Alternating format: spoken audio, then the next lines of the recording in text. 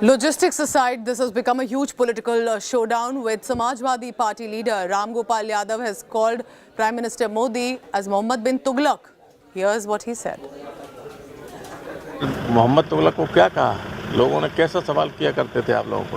भाई इस शासन के बारे में, यहाँ के शासकों के बारे में लोगों की धारणा है 1500 करोड़ रुपया केवल 2000 नोट के छपाई के लगे थे, छपाई। अब ये दोबारा छपेंगे नए, जो इन्होंने 500 के बंद कर दिए, छपेंगे कि नहीं छपेंगे? फिर छपेंगे। तो ये हज़ारों करोड़ रुपया बर्बाद कर रहे हैं, इनको तो कुछ समझ में नहीं आता क्या करना चाहिए। किंग कर्तव्य विमूढ़ हो गए। ये सिर्फ इसलिए किया है कि कर्नाटक में बुरी तरह से हार गए हैं, उससे लोगों का ध्यान हटाने के लिए इन्होंने नई पेज डाल दिया। हालांकि ये तो ऐसा है कि आप दूसरे की अटेंड करने के लिए अपनी आंख फोड़ लो, वही ये कर रहे हैं, सब देश को बर्बाद कर रहे हैं। So let's go across to my colleague Aishwarya Paliwal, who can help calm down some of the nerves as well. Aishwarya, good morning. If a viewer is watching right now wondering how to deposit the 2000 rupee notes, what are the options that you can tell them? Because many would be wondering, and as has been now mentioned, that there's no need of the identity proof at least for 20,000 rupees deposit and exchange. Right, Pooja. Let me also tell you one thing which is very interesting, and that is something that the RBI governor has also been clarifying, is the fact that if you stand in a queue and you take 20,000 rupees, that's the limit in one go. But you can obviously, if you have more money, stand back in the queue and again go and deposit that money. So that way, there is no limit. However, it depends from bank to bank, Pooja. There are some banks which might ask you for a PAN card if the amount is more than 50,000. That's what we are understanding from the banks at the moment. However, you can still go out and use the rupee note. That's what the RBI governor has also clarified, and you have enough time. That's what the government and the RBI has been speaking about, that there is no need to panic, and that probably is the point, Pooja, that we are seeing at least in the big cities. There is no rush at the banks at the moment. That's the reason, because people understand they have time till 30th September. What will happen after 30th September? That's a question that still needs to be answered. Correct. At the moment. And hopefully it will be enough time. Unlike in demonetization, there is that period that we have. It's month of May, September 30th will be that final date. Aishwarya, thank you very much for updating us. And this, remember, has been in mention that it will be put out of circulation, and this time there has been a period given as well. I'm heading into a very short commercial break. I take you to Australia after, because that's where the Indian diaspora is preparing with massive celebrations. An aircraft full of Indian diaspora from across Australia has reached Sydney. There are meetings that are taking place with business honchos with Prime Minister Modi, focus on trade and investment. Final leg of the three-nation tour. I'll get you the details after a very short break.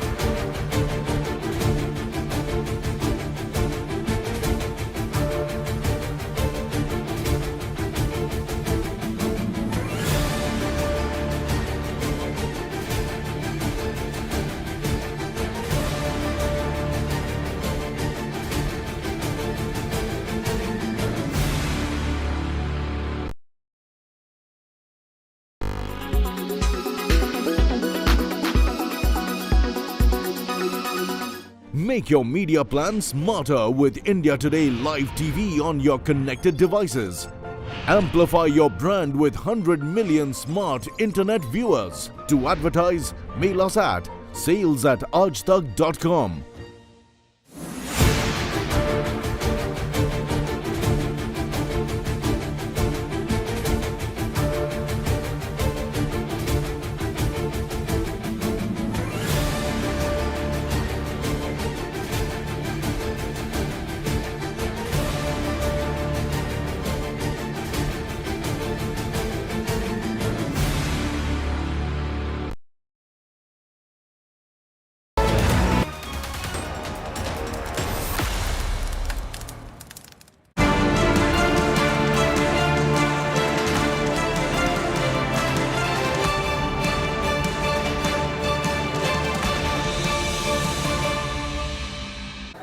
All right, it's the big meeting and visit to Australia by Prime Minister Narendra Modi, a welcome by Indian diaspora and, of course, meetings with business honchos as well.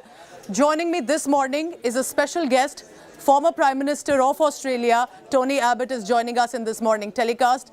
Mr. Abbott, I appreciate you giving us your time and speaking to India Today television. You've also met Prime Minister Modi earlier when you were the Prime Minister. There have been a lot of talks on trade agreements, on investment. How do you look at this moment right now as the Indian Prime Minister is back in Australia and there are a lot of meetings scheduled? Wonderful to have Prime Minister Modi back in Australia. This is his first visit since 2014. Yes, there have been a number of Australian prime ministerial visits to India in the meantime, but regular visits at the top level between good friends are very important to developing the relationship. And I don't think India has a more prospective partner anywhere in the world than Australia. I think Australia has wonderful potential to be a source of resource security to India, as well as wonderful potential to be an additional security partner in a world which is at the moment looking quite unsettled, even dangerous. Mr. Abbott, your meetings previously have been with Prime Minister Modi and focusing on boosting people-to-people ties, on economic relationships as well. Do you think that is something that needs to be, again, bridges that must be formed more? That is something that needs to be pushed ahead in this meeting as well? As Prime Minister Modi himself said just yesterday, the nearly 1 million Australians of Indian background form a living bridge between our two countries. But I don't think that India should only be of interest to the Indian diaspora here in Australia. I think India should be of massive interest to the general Australian population. First, because India has enormous potential to substitute for China as a market and as a source of goods in our vital supply chains. And second, because India is the world's emerging democratic superpower. And in the world right now, we sure need another democratic superpower to help the United States to maintain a rules-based global order. This rules-based global order is under massive challenge, obviously from Russia in Ukraine, but in our part of the world, particularly from China. And this is where I think India has so much potential to be a force for good. India has democracy, the rule of law, to a considerable extent the English language, the world's common language. And this is why I think in the decades to come, if there is to be a leader of the free world, it's as likely to be the Indian Prime Minister as the American President. Mr. Abbott, because you're making a very interesting point here. There has been a lot of focus on the Western powers like the United States of America and the United Kingdom and Europe in general. Do you think it is time also for Australia and India to rise together and be seen as those big superpowers in a global changing order? Absolutely. One of the great things about the Modi Prime Ministership is that under Prime Minister Modi, India is starting to take its rightful place in the world's global leadership councils. I think India is now taken extremely seriously, not just in the region and on the subcontinent, but right around the world, as it should be. Because not only is India now the world's most populous country, it's in nominal terms the world's fifth largest economy. In purchasing power terms, it's probably substantially bigger than that. And I think that the upside potential in India is simply massive. And I think it would be all to the good of India and indeed of democracies everywhere, including Australia, for India to be playing a maximal leadership role in the months, years and decades to come. And that's exactly what I think India's been doing under Prime Minister Modi. What would be your focus, do you think, should be in this meeting? How has your relationship been with Prime Minister Modi? You met him previously as well. Until 2021, there have been a lot of times that those meetings have taken place. So do tell us, what are your expectations from Prime Minister Modi's visit to Australia, one? And secondly, about your relationship with Prime Minister Modi. When I was Prime Minister, the two most impressive figures on the world stage were Narendra Modi and Shinzo Abe, and between them, they are chiefly responsible for the Quad, which I think is the most important strategic development since the formation of NATO back in the late 1940s. I've always had a very warm relationship with Prime Minister Modi. I appreciate the fact that he isn't just another politician. He's also a deeply spiritual man. I appreciate the fact that he does want to reach out to the wider world rather than simply focus on subcontinental affairs. One of the great things that Prime Minister Modi and I were able to do together was initiate the India-Australia trade talks. Yes. Just a few months back, they came to fruition in the ECTA agreement. I think the important thing is for both sides to make the most of that. And the point I keep making to major Australian businesses is, please, just as a few decades ago you all had a China strategy, now that so much of that has been thwarted and frustrated, now you all need to have an India strategy. Because, as I say, India is an extraordinary potential source of markets for Australia, of resource and energy security Australia can provide to India. And then, of course, there's the supply chain gaps, which I think India is extremely well placed to fill. Mr. Abbott, because China appeared as and tried to emerge as a challenger to the United States of America, but it's also been amid a lot of controversies with the aggression that China has led with. Do you think that's one of the reasons that in Asia specifically, it can be an Indian century, it can be a time of India where with its democracy like you're mentioning, and perhaps not the aggression that China has followed, it can become one of those global friends that the world needs at a time like this? Well, I've often said, and I think it's absolutely been true, that America is the only country that has had both the strength and the benevolence to be, if you like, the world's policeman. But I think in coming decades, India has the capacity to likewise have the kind of strength and benevolence that America has shown over the last 70 years, and which arguably Britain showed in the century before that. So I think that there's enormous potential for India to exercise liberal democratic leadership, not just in our region, but throughout the world. It started to do this under Prime Minister Modi, and I hope this very much continues. Mr. Abbott, let's talk about your Indian experience and connection as well. You have visited Delhi, you've visited our country. Anything that you remember as a fond memory? What is it about India that you like, apart from, of course, the official meetings that you've indulged in, Mr. Abbott?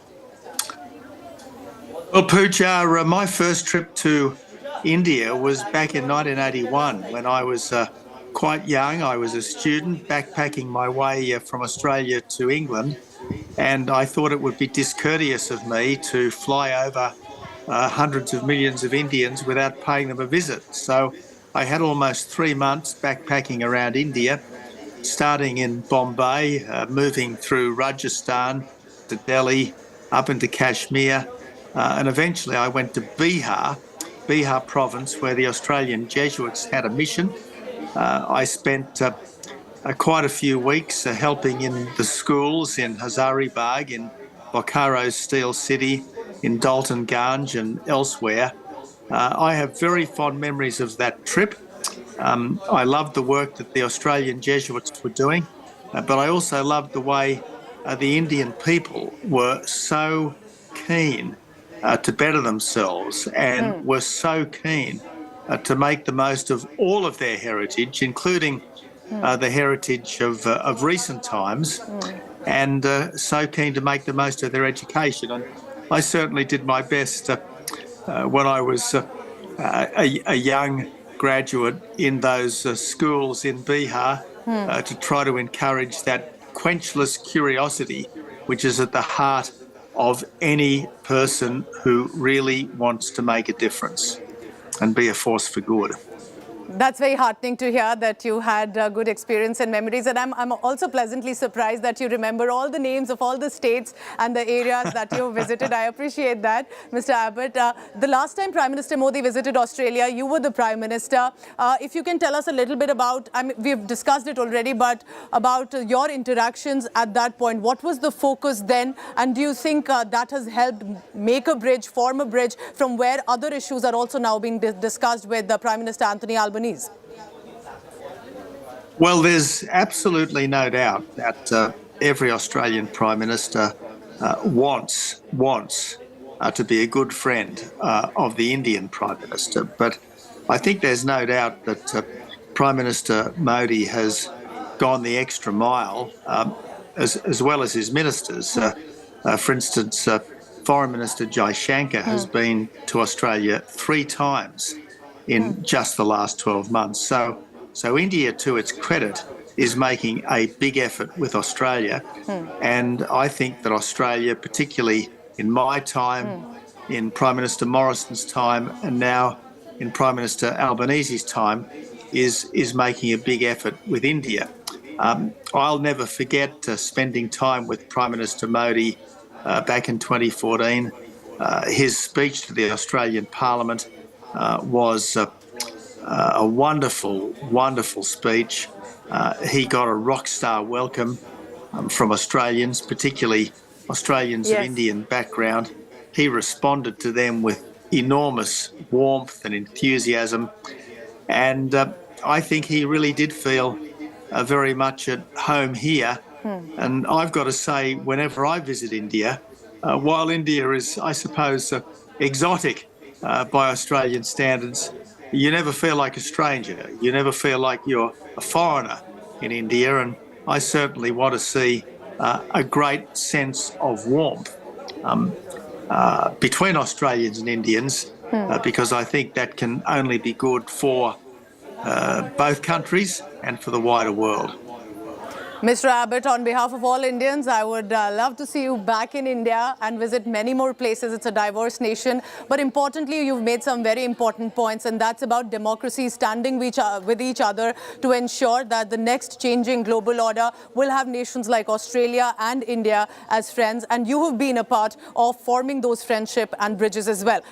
Former Prime Minister of Australia, Mr. Tony Abbott, thank you very much for speaking to India Today Television. Thank you, Praja. Let's go on the ground then in Australia. What is the present situation in Sydney looking like? What are the preparations and specifically arrangements by the Indian diaspora? Senior journalist Vishal Monga in Sydney is joining me in this telecast. Vishal, over to you. We had this conversation with Tony Abbott just right now, and he was, of course, praising how Indian diaspora and Indians and now Prime Minister's visitors as well has contributed in forging that friendship between Australia and India. You tell us now, what is Sydney looking like today with the arrival of PM Modi?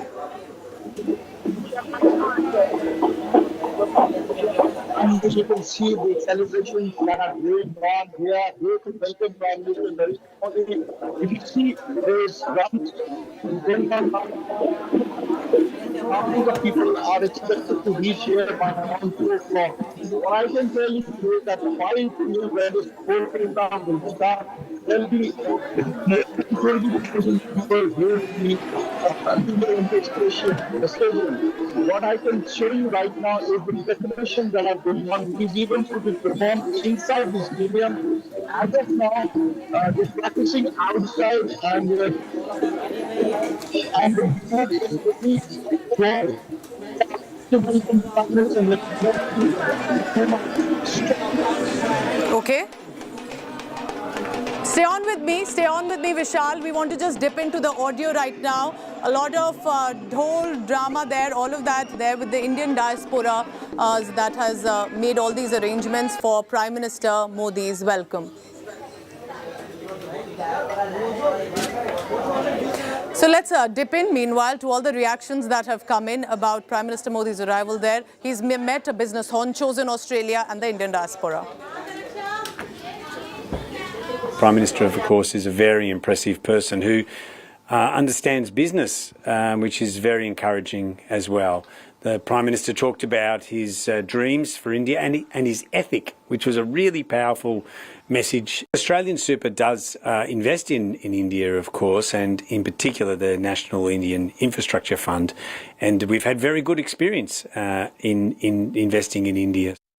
We acknowledged together that the fossil fuel sector has only limited time to run, and it must be replaced with a fuel which causes no harm but can do everything which coal, oil and gas can do. I also thanked him for his humanitarian efforts. Under Prime Minister Modi, he's been able to spread economic growth throughout the grassroots of India. This has really helped with eliminating one country after another. We all have to do it. Slavery from India, and I showed my gratitude for that. Right now we are in front of the Opera House and the Sydney Harbour Bridge. So a group of eight people, they have climbed this bridge and we have made the history. First it was Modi Airways in the morning 6:30 that took off from Melbourne to Sydney. That happened first time, and now we have climbed this harbour bridge. You can see here, this is Australia-India friendship climb, and we are here. There are two pillars. You can see that every friendship has two pillars. We have seen the friendship from Mahabharata, where we have Krishna, Arjuna, or where we have Krishna and Sudama. So similarly, Australian and Indian PM, they are meeting here. As we can see the tallest arc bridge in front of me, you can see that we are meeting our tallest leader of the world. You can see the excitement in the diaspora. What I can say, Namo is best, east or west, Namo is the best. And today we have gathered around 18,000 Indian diaspora who have come from different states to see or to hear their beloved Prime Minister Modi. I have written a song for him. If I get a chance, I would like to sing that song in front of this camera. Everyone will sing with me. Namo, namo, namo, namo, namo, namo, namo, namo. Namo, namo, namo, namo, namo, namo, namo, namo. सूरज सा तेज दिखे जिसमें तारों सी जगमग हो. सूरज सा तेज दिखे जिसमें तारों सी जगमग हो. Namo Namo Namo Namo Namo Namo Namo Namo. Well, we just welcoming Modi, Prime Minister here in Sydney, and we are very excited to see him. So we are, he's a great person. He's a, great Prime Minister, and we all welcoming here. Since he came as the Prime Minister of India, I've seen that reputation and the international value of India has increased. I've been here since 19 years, and before 2014, Indians were poor Indians, and since then, suddenly brand image of Indians has been increased. Let's take you through all the latest developments that have come in from Australia with regard to Prime Minister Modi's visit. Let's begin. Prime Minister Modi arrived in Sydney. This is the third and final leg of the three-nation visit on Monday night. He was received by Australian High Commissioner to India, Barry O'Farrell, and other officials upon the arrival. Members of the Indian diaspora gave a grand welcome in Australia as Prime Minister Modi landed in Sydney last night. Several Indians were seen sporting the tricolour, wearing the turban, excited to meet their leader. Apart from that, there were serious business interactions as well. Top Australian CEOs met Prime Minister Modi in Sydney. He pitched India among the top investment destinations in the world. Prime Minister invited Australian CEOs to partner with India's growth story. About 170 Indian origin people took a chartered flight, booked the whole aircraft from Melbourne to Sydney to attend Prime Minister's event. Members of the Indian Australian Diaspora Foundation sporting a tricolour themed turban, waving national flag, dancing their way to the flight named by Prime Minister supporters as Modi Airways.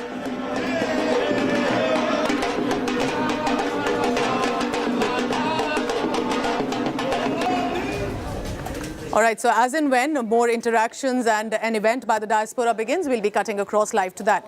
Let's now give you an update about the heat wave that has struck us already, specifically in the North Indian states.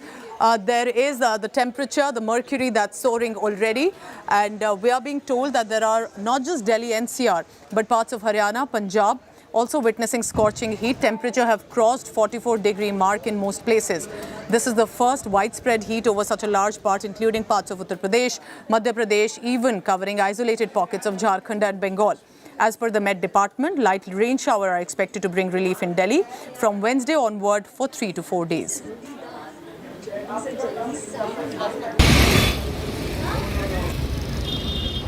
Moisture incursion is there in northwest India, and already Rajasthan, say 3 UTC temperatures have fallen slightly, so we are expecting that Rajasthan temperatures will fall slightly, but heat wave conditions will persist, and from tomorrow we will see amelioration because there is a fresh western disturbance coming, so medium upper level clouds will cover the sky, and moisture also incursion will start, so we are expecting that temperatures will start to fall over this entire region and heat wave conditions will ameliorate. Sir मैं ये जानना चाहूँगा कि लगातार गर्मी जो है वो तेजी के साथ बढ़ रही है। कल दिल्ली में 46 डिग्री के आसपास टेम्परेचर जो है वो पहुंचा है।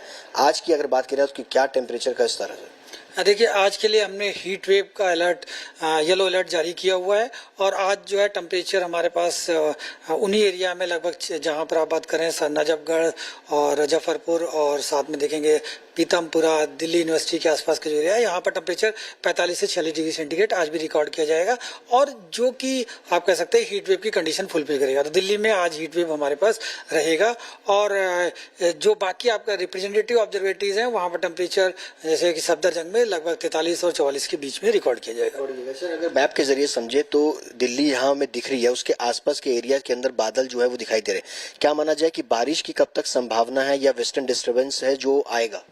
देखिए, अभी आप नॉर्थ वेस्ट इंडिया में प्लेन्स में देखेंगे तो दिल्ली के आसपास आपको ब्लैक सा एरिया दिख रहा है। इसका मतलब है हमारे पास इस एरिया में कोई भी क्लाउड नहीं है, जैसे यूपी में, दिल्ली में, हरियाणा में, पंजाब में और राजस्थान में ऑलमोस्ट क्लाउड हमारे पास नहीं है। इसका मतलब है स्काई क्लियर है, जो सन की एनर्जी है पूरी सफिशिएंट अमाउंट में आ रही है, इसलिए हमारे पास टेम्परेचर सिर्फ दिल्ली एनसीआर में नहीं, पूरे इन राज्यों में पंजाब, हरियाणा, पश्चिमी उत्तर प्रदेश और नॉर्थ राजस्थान में भी बढ़ रही है, और ये आज बढ़ी रहेगी पूरे रीजन में।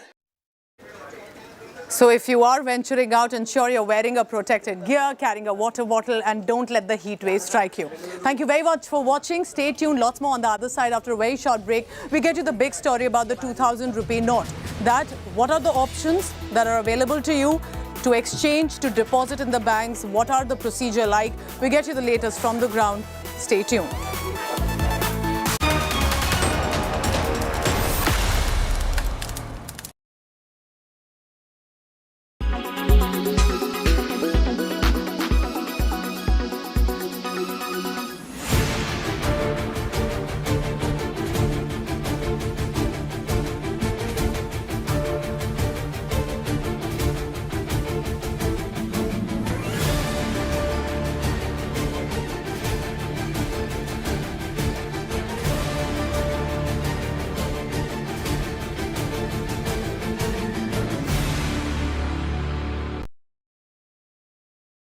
Weather forecast now. Delhi, maximum 43 and minimum 32 degrees. Mumbai, maximum 31 and minimum 28 degrees. Kolkata, maximum 39 and minimum 26 degrees. Bangalore, maximum 34 and minimum 23 degrees. Chennai, maximum 33 and minimum 28 degrees. Hyderabad, maximum 38 and minimum 25 degrees.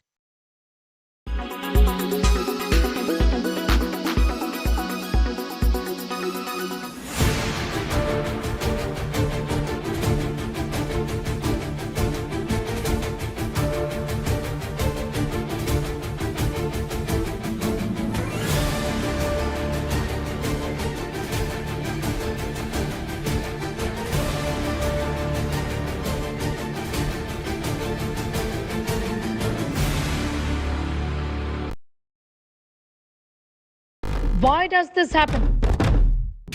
Let me tell you the science behind it.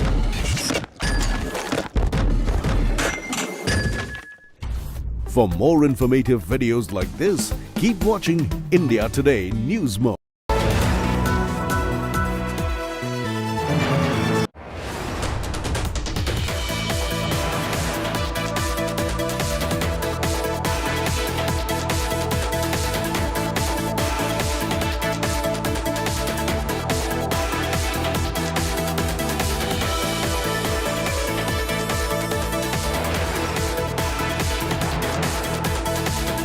Is there enough understanding of lifestyle diseases? That's the big question. The only news channel to focus on what matters the most, and that is your health. India's news TV industry's only health show. India Today's relentless effort to bring to you the best reports and the best medical and wellness experts on health, lifestyle, wellness and more. Watch Health 360 with Sneha Mordani at these times, only on India Today.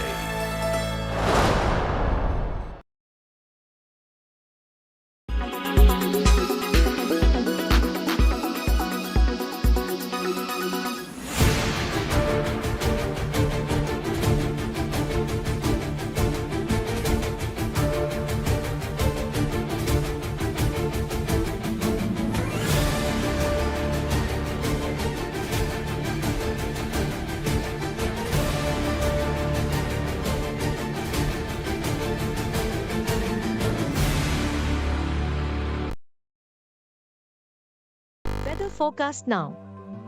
Delhi, maximum 43 and minimum 32 degrees. Mumbai, maximum 31 and minimum 28 degrees. Kolkata, maximum 39 and minimum 26 degrees. Bangalore, maximum 34 and minimum 23 degrees. Chennai, maximum 33 and minimum 28 degrees. Hyderabad, maximum 38 and minimum 25 degrees.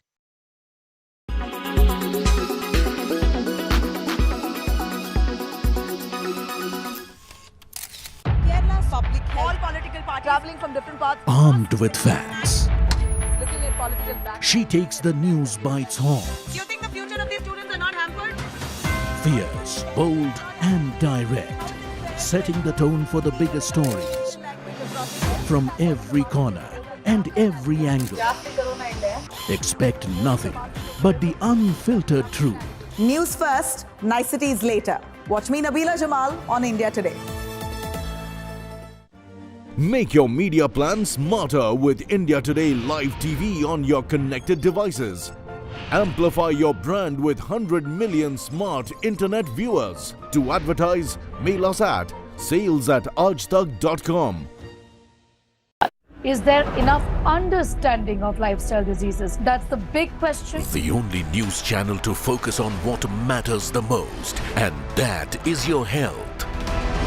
India's news TV industry's only health show. India Today's relentless effort to bring to you the best reports and the best medical and wellness experts on health, lifestyle, wellness and more. Watch Health 360 with Sneha Mordani at these times, only on India Today.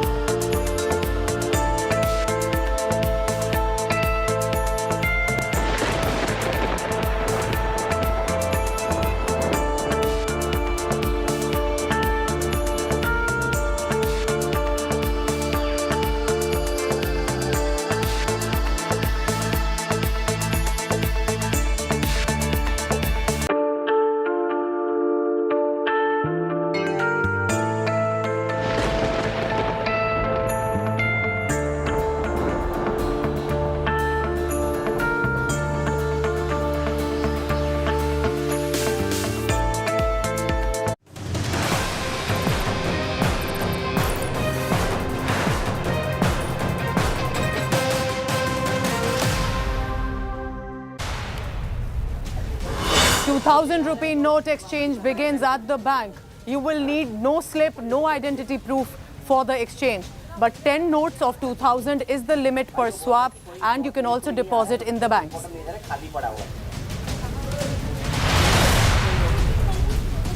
Prime Minister Modi kickstarting the Australia tour by meeting with company CEOs and businessmen. Former Australian Prime Minister Tony Abbott speaks to India today, hails Prime Minister Modi and India, and calls Modi a natural leader of the free world.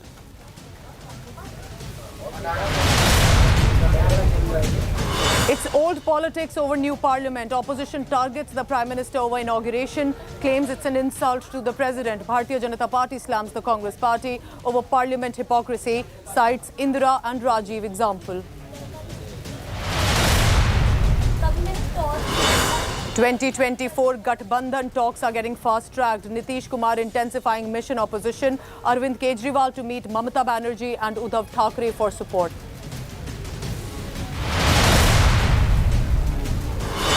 Karnataka Mantri may just have slipped out a massive revelation. That about no power sharing formula. He claims Siddaramaiah will remain Chief Minister for 5 years.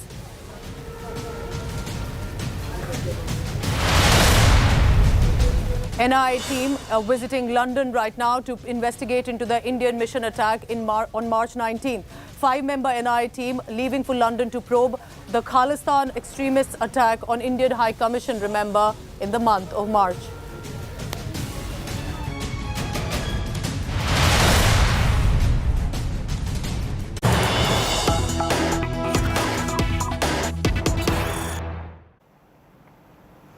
Our top story this morning, breaking piece of information that's coming in from Bengaluru at the moment. It's killer civic apathy in Bengaluru. A 32-year-old drowns in storm water drain. Man slips and falls into drain, dies. Body of man found 5 kilometers away from the spot. A day after techie drowned to death in the rains. Now man falls into Bengaluru drain and dies. Complete civic mess over there, which is costing lives at the moment. This is something that the new administration will have to look at immediately. Now, a 32-year-old has drowned in a storm water drain. Anagha, my colleague, is joining us over the phone line from Bengaluru.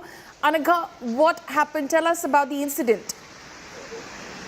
Follow me. So the deceased has been identified as Mr. Lokesh. He worked as a housekeeping person in a private firm, and he, along with his friends, wanted to check the depth of the depth of the flooded rainwater, and that is why when he dipped his leg inside the water, he accidentally slipped, fell inside the water, and succumbed to the injuries after falling down. He, along with his friends, they just wanted to check the depth of the water, and that is why, out of this mischievous activity, when he tried doing that, he accidentally fell inside the water and lost his life. Okay, and what is the administration saying? Because this is another such incident that is coming to light of civic apathy. That's right, Paulami, that the administration and the BBMP as well, they've said that they will take up measures to prevent such untoward incidents from happening. For example, Tushar Girinath has also promised that he will take care of all such underpasses. There are about 18 such underpasses in Bengaluru, and all such underpasses that do not have a proper drainage facility will be taken care of, is a promise that we are hearing from BBMP and the Deputy Chief Minister D.K. Shivkumar. Okay, but what good are these promises, Anagha, at this point of time? I know that the administration, of course, the state government is a very new government, but this is obviously the civic body's responsibility. At the end of the day, these promises right now are completely a waste, because at the moment what we're talking about is loss of life. Lives are being lost because of this civic apathy. Well, that's right. This is relatively a new government. It's been only a few days since this government came to power, and the onus entirely lies with the BBMP. Even with the previous government, the BBMP has been notorious and infamous for its lapses and the kind of shoddy work that it has done in Bengaluru. So even this recent spate of events, which has resulted in loss of lives due to the rainwater, the onus entirely lies on BBMP. No matter how many promises that the BBMP makes, it keeps on, making mistakes, and it keeps on letting the ball drop. So, it's high time that the civic body BBMP really does buckle up and fix the massive civic apathy issue that has riddled the state of Bengaluru. Absolutely, Anaga. Thank you so much for joining us with those details. We're cutting across live to Lieutenant Governor of J&K, Manoj Sinha, speaking. Like the rest of the states and union territory. Equally pertinent is that tourism cannot grow in isolation. The economics of it is fine. The tourism needs good infrastructure, sound policies, and effective and responsive governance. No less fundamental to me is the fact that only peace and happiness of people can bring warmth in the hospitality. We Indians eternally enjoy. And I would like to mention here that tourism in Jammu Kashmir is also a reflection of multi-religious and multicultural ethos of India. Today, Jammu Kashmir stands among the developed regions of India on some miserable milestones, and we are committed for people's prosperity both economically and socially. Honorable Prime Minister has completely eliminated injustice, exploitation, and discrimination which several sections of society faced for 7 long decades owing to circumstances that evolved mostly because of orchestration from abroad.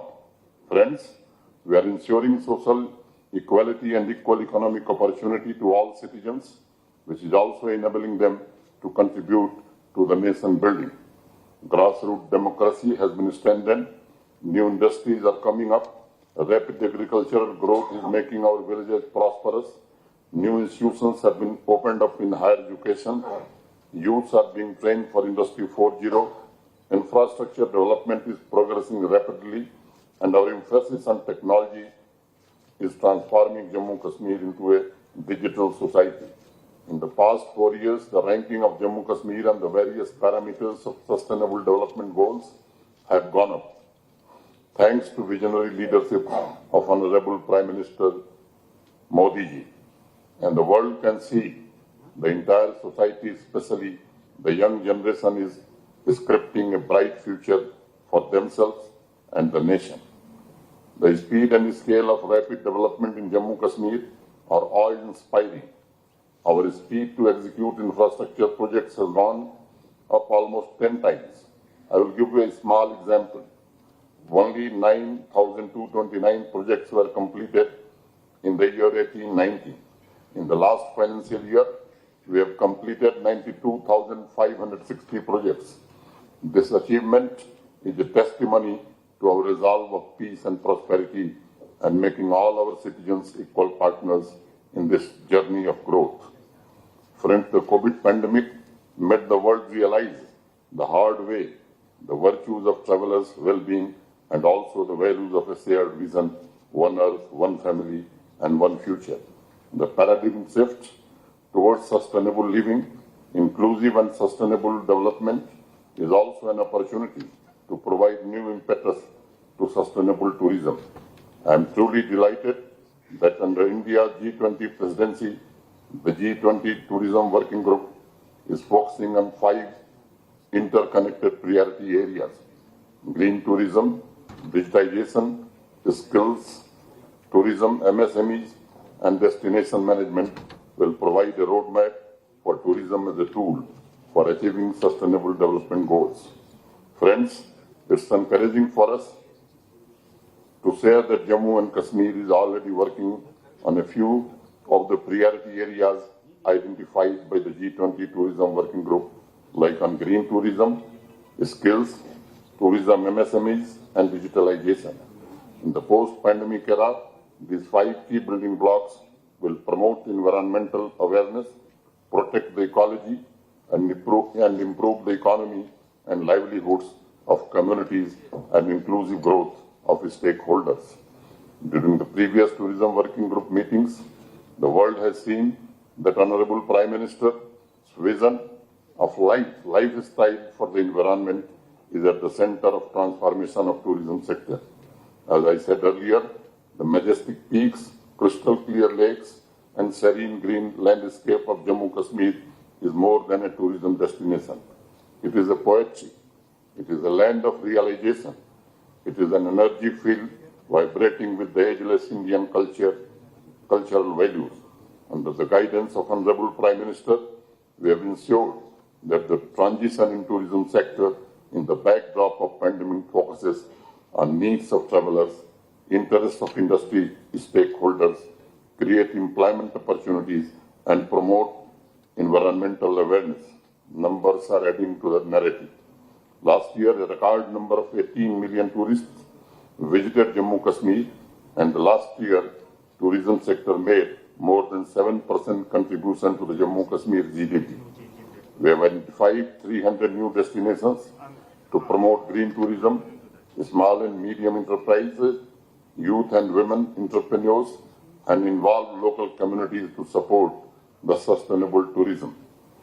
This Himalayan region is blessed to have 55% green and forest cover, and last year alone, we have planted more than 16 million trees to give a renewed push to green tourism and to provide new gateways and stunning eco destinations for the domestic as well as international travelers.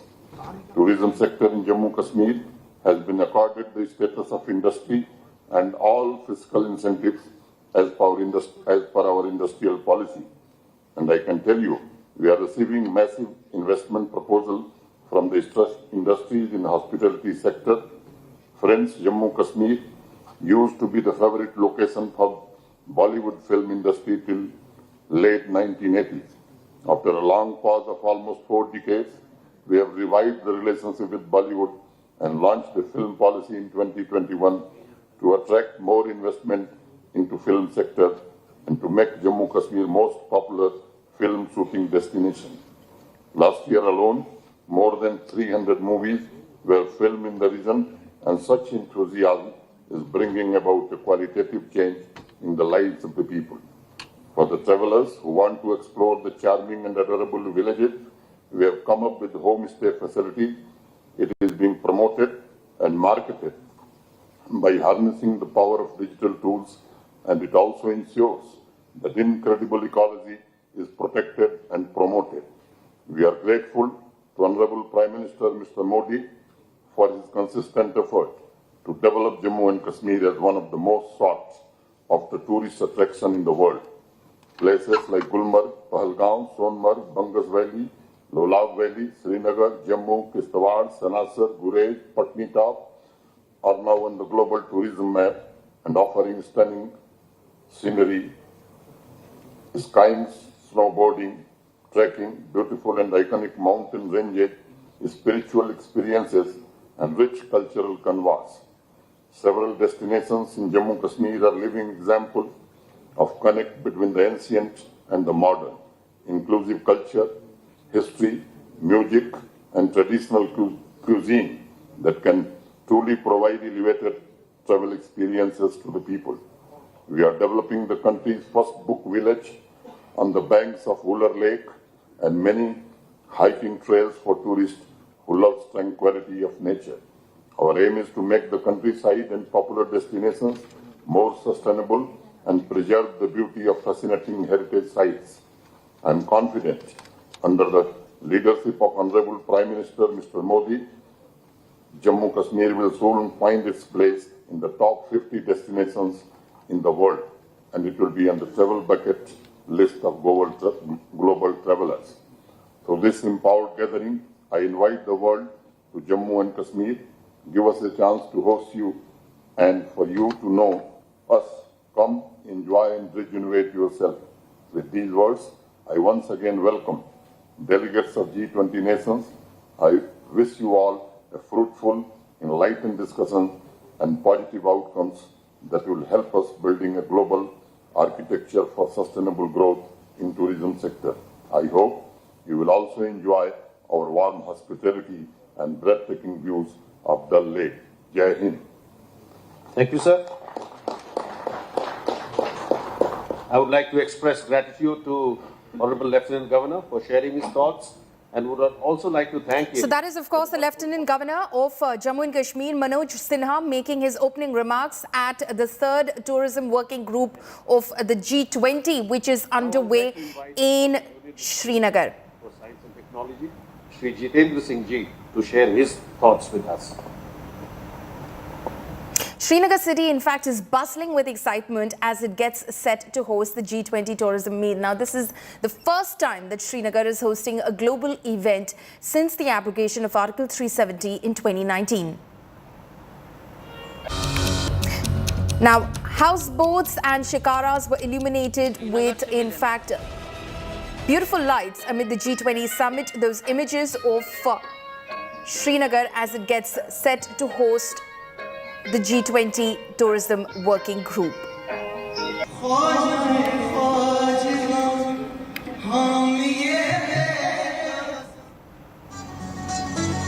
Houseboats and shikaras were illuminated with beautiful lights amid the G20 summit in the Union Territory. It provided a mesmerizing view to the delegates and expressed the region's unique cultural identity. Kashmiri folk songs and folk dance Rauf were performed as Jammu and Kashmir starts with the G20 summit. The major focus behind this is to boost tourism in the state. Superstar Ram Charan danced to Natu Natu from his movie RRR and was also seen teaching the steps to foreign delegates. He attended the Film Tourism for Economic Growth and Cultural Preservation meet.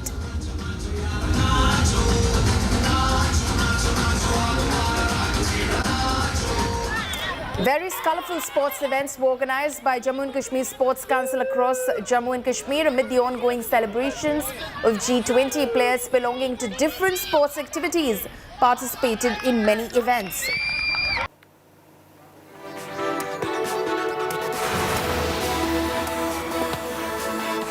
Cutting across live now to MOS in the Prime Minister's office, Dr. Jitendra Singh speaking in Srinagar. Here and all the friends from different parts of the country being here.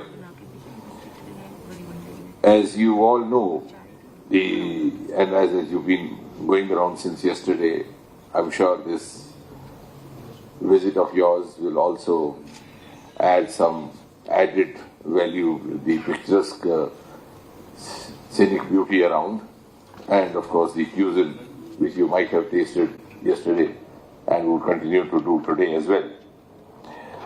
I think coming straight to G20 presidency, I'm sure you must have realized that the theme, which is very thoughtfully worked upon by Prime Minister Modi, is Vasudhaiva Kutumbakam, which in other words means one earth, one family, one future.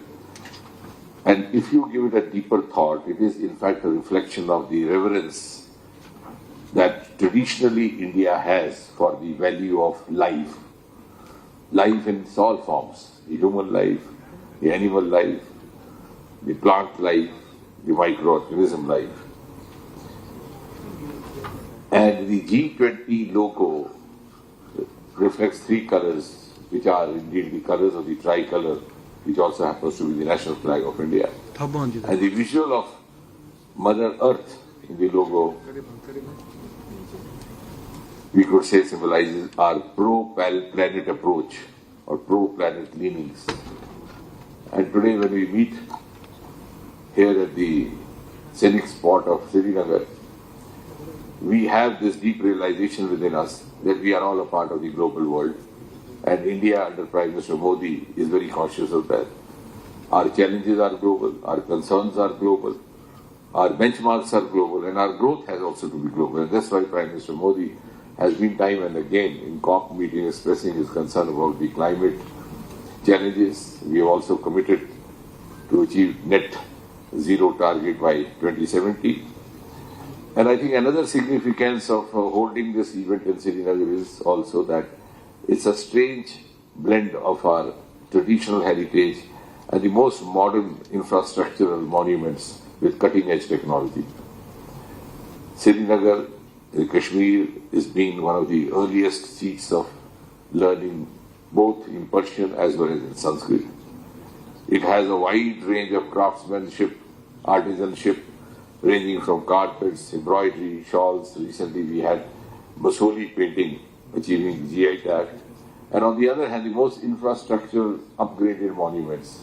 We have the highest railway bridge of the world over here, which is 35 meters higher than the Eiffel Tower. It's located on River Chenab, which is one of the largest rivers of India. Incidentally, happens to be a part of my the constituency which I represent in the lower house. We have the Asia's longest bi-directional road tunnel, which is known as Shama Prasad Mukherjee Tunnel. Incidentally, again, part of my constituency, but that is, I think, what Jammu Kashmir is all about. And I'm sure all these perspectives would add value to our thought processes. I was told in the earlier meetings, the priorities have been green tourism, digitalization skill, MSME tourism, destination management. I'm sure from here we'll move on. And India, I will just conclude by saying, is ready to share the global responsibility as far as our obligation towards economy is concerned, towards environment is concerned, and towards society is concerned. And also one more aspect which was not talked about over yesterday and this morning is that Kashmir also has a significant amount of another aspect of tourism, and that is science tourism. A very few kilometers away from Now, it is day 2 of the Mega G20 meet in Srinagar, the first global event since the abrogation of Article 370 in 2019. Massive security around Srinagar has been put in place as the G20 meet is underway. Here's a report from Srinagar city. Here in Srinagar, there is heavy security presence because of foreign delegates, diplomats who are here. They will be going to the Botanical Garden, to Nishad and many places to sightsee and see the beauty of Kashmir. But the area has been cordoned off for general public. It's from 8 a.m. to late in the evening that this arterial road will not be open for public. They have been stopped, many of them only with passes are being allowed to go. The others are not being allowed to go is because, but there are diversionary routes that have been given. Those who have to travel from this route have been asked to go through the Hazrat Bal Dargah route, so they are not absolutely inconvenienced. But yes, we are in Kashmir. There are issues when it comes to security, and is the reason why they do not want to, the authorities here do not want to take any chance and have placed heavy security deployment. We've seen have placed security personnel at every nook and corner of the city, ensuring that the visiting delegation, the dignitaries who are here, have a smooth visit and also get to see the important sites here in Srinagar. Srinagar में एक तरफ पर्यटकों की गहमा गहमी है, दूसरी तरफ G20 के जो डेलीगेट्स आए हुए हैं उनका स्वागत सत्कार और बैठक चल रहे हैं। G20 की बैठक को लेकर भले बहुत पांव पटक लिए पाकिस्तान ने, लेकिन अब जो तस्वीरें हैं वो पूरी दुनिया देख रही है कि किस तरीके से जम्मू कश्मीर में एक इस स्तर के अंतर्राष्ट्रीय कार्यक्रम का आयोजन किया जा रहा है। सुरक्षा व्यवस्था जरूर यहां पर चाक चौबंद है, लेकिन इसके साथ ही जरूरी है इस बात पर ध्यान देना भी कि कश्मीर की गति में कोई परिवर्तन नहीं आया है। आमतौर पर हम ये देखते हैं कि जब भी कोई बड़ा आयोजन होता रहा था इस क्षेत्र में सब कुछ बंद कर दिया जाता था, लेकिन अगर आप देखेंगे तो सब कुछ सुचारू है, सब कुछ चल रहा है। चाहे आम लोग शिकारा राइड्स करना चाहते हो, चाहे फिर दुकानों में जाकर शॉपिंग करना चाहते हो, तो एक तरफ पर्यटक भी आ रहे हैं, पर्यटन भी यहां पर चल रहा है और दूसरी तरफ G20 की वो बैठक चल रही है।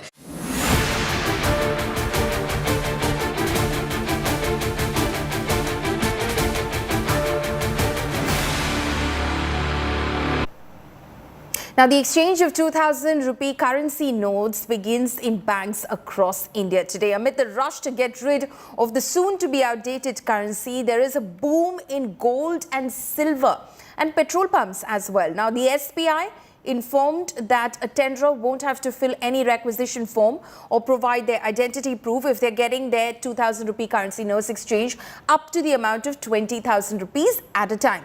Only 10 notes can be exchanged at one time. PAN card is needed for cash amounts more than 50,000 rupees a day.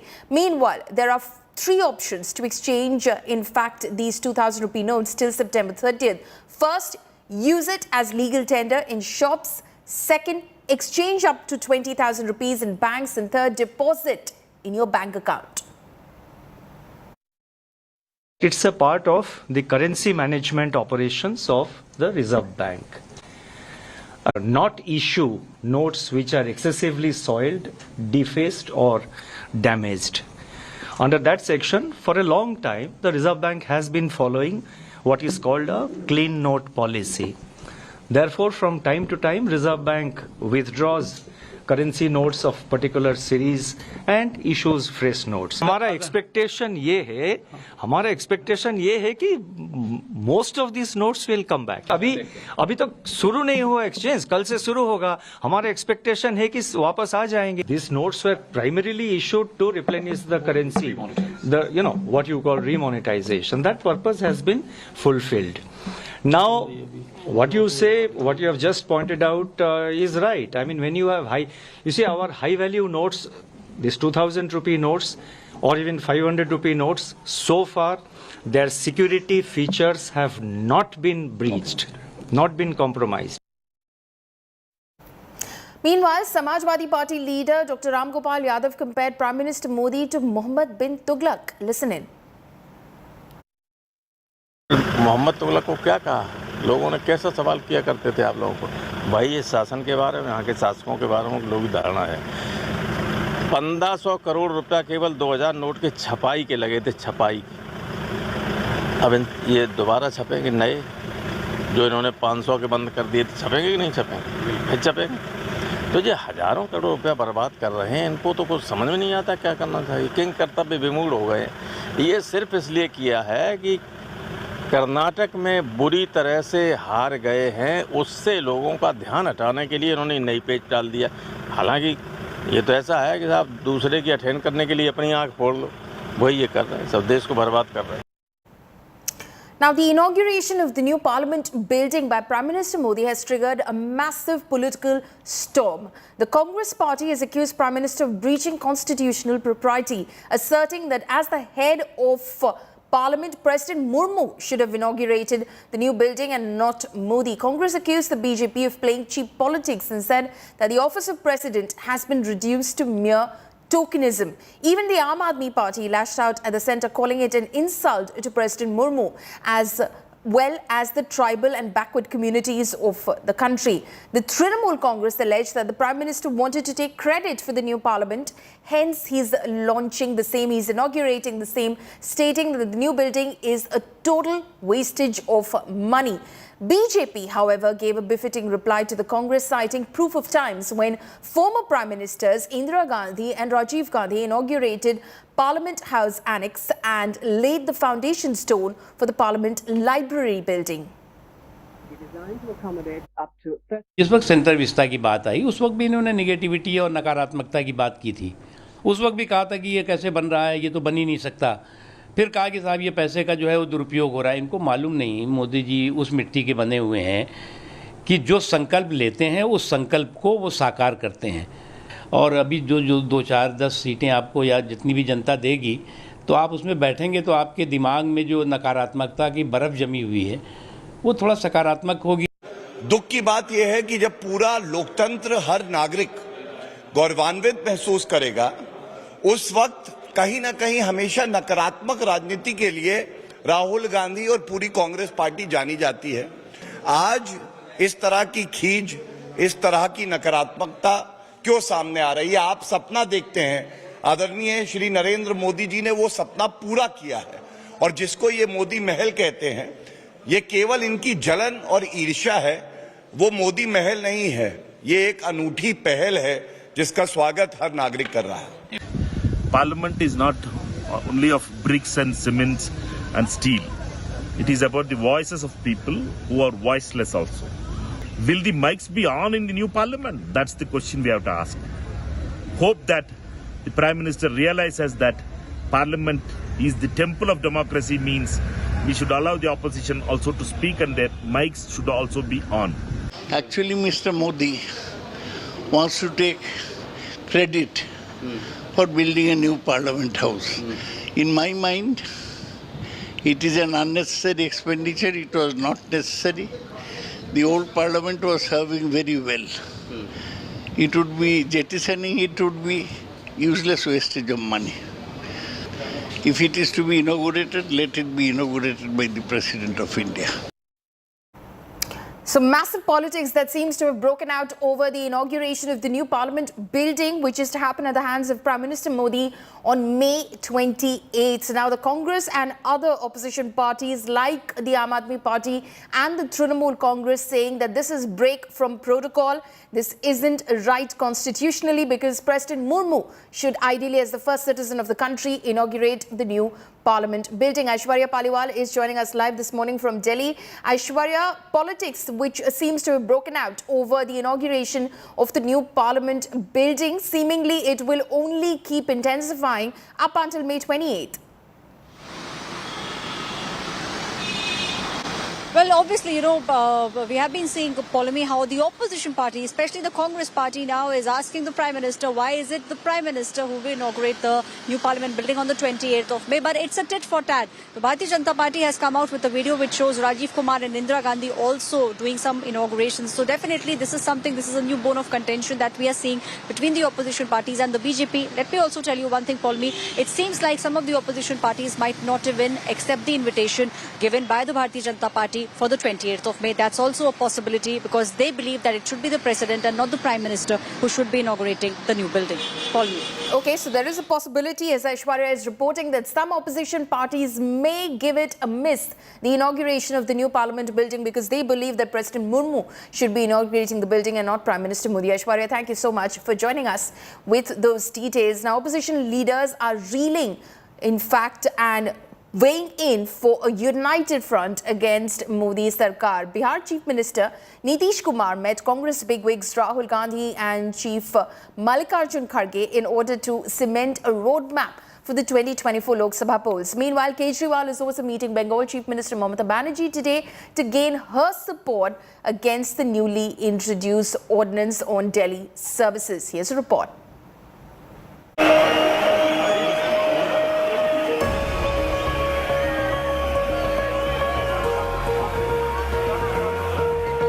Battle lines are being drawn for the Lok Sabha polls in 2024.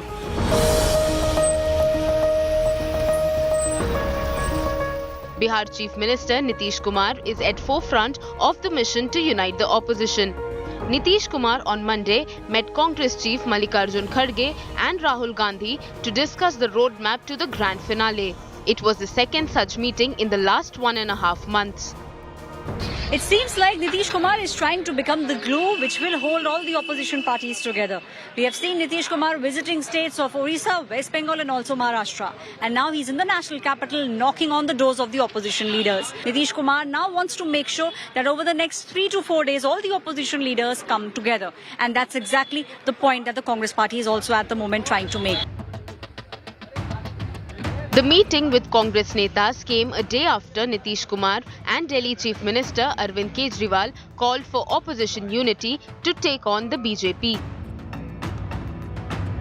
अब आप जरा संविधान को देख लीजिए, क्या अधिकार है। जब गवर्नमेंट बनाई जाती है, इलेक्टेड सरकार बनती है, तो उनको जो अधिकार दिया गया है उसको कैसे आप हटा सकते हैं। इसलिए तो हम लोग कह रहे हैं कि सारे देश में सब लोग एकजुट हों, ताकि ये लोग संविधान का भी और किसी भी चीज का अपने ढंग से जो इधर से उधर कर रहे हैं और किस तरह का माहौल बन रहा है।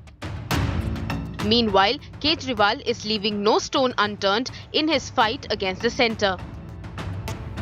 Delhi Chief Minister has sought support of all non-BJP parties on the services ordinance issued by the centre bypassing the Supreme Court verdict.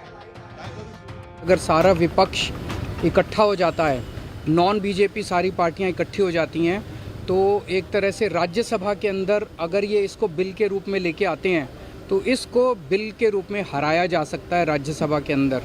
और अगर राज्यसभा के अंदर ये बिल हार गया तो ये एक तरह से 2024 का सेमीफाइनल होगा।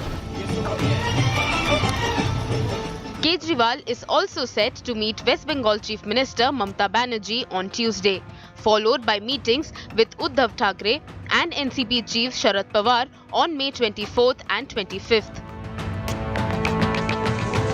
Nitish Kumar has been meeting opposition and regional party leaders for a while now, and a mega opposition unity meet will also be held in Patna soon. These are the part of the exercises which for a united opposition. Nitish Kumar ji is doing his job very well. You cannot expect a miracle in 1 day or 2 days. It is an ongoing process. We are on the process. Will the upcoming meet set the platform for a cohesive opposition bloc? Bureau Report, India Today. We're slipping into a very short break. Coming up next, Karnataka Mantri MB Patil says no power sharing formula in Karnataka, claims that Siddaramaiah will remain Chief Minister for 5 years. Details on the other side.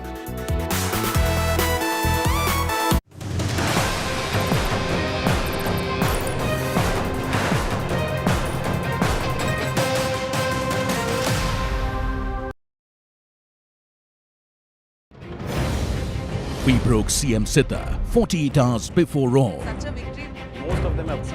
We broke Deputy CM DK 12 hours before all. Their exit poll was the exact poll. We broke Karnataka formula 72 hours before all. We have that answer for you now on India Today. Siddaramaiah will be the next Chief Minister of Karnataka. India's #1 political team is unrivaled.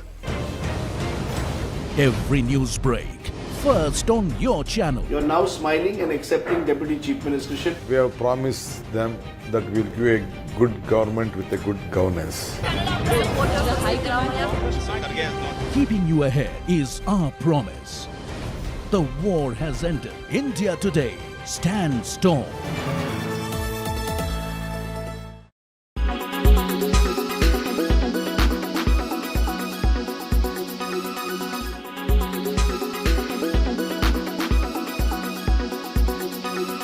Why does this happen?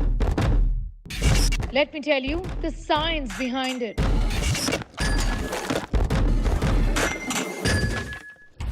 For more informative videos like this, keep watching India Today News Mode.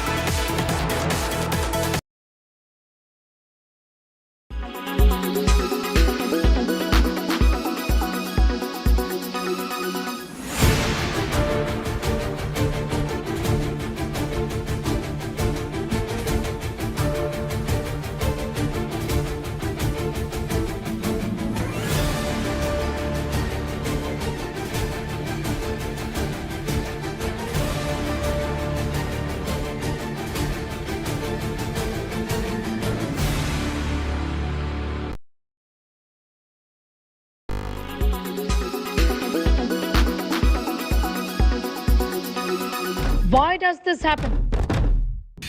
Let me tell you the science behind it.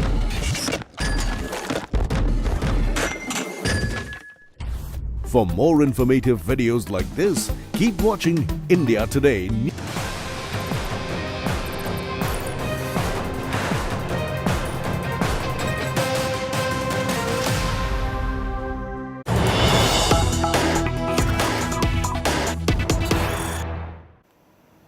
News coming in right now. Massive security scare at the White House. The truck rams into a security barrier. The truck driver tries to barge inside White House. Bomb squad, Secret Service teams are at the spot. Robotic search team has been deployed to look for bomb. Now, security service, in fact, the Secret Service finds a Nazi flag from the vehicle. Dramatic images first on India Today. You can see the images of that truck that rammed into a security barrier in Washington, D.C. as it tried to enter the White House. The Secret Service and a bomb disposal squad is at the spot at the moment. They're trying to see if there was a bomb in that truck. A robotic search team has been deployed to look for that bomb. In fact, the Secret Service, which is at the spot, has found a Nazi flag from the vehicle. You can see those dramatic images that we're bringing to you first in exclusive on India Today. Shocking breach of security at the White House in Washington, D.C., USA. In fact, that truck which tried to ram into the White House hit a security barrier. That is when the security teams reached the spot immediately and are now searching for any possible explosives on board that truck, that vehicle, what sort of a threat it posed. They're trying to, of course, analyze that and assess that as we speak. What we know so far is that the Secret Service, which is at the spot, has found a Nazi flag from the vehicle. The occupant of that truck, who was driving that truck, were there others? It is being ascertained as we speak. It is a matter of investigation and a very serious security threat there at the White House.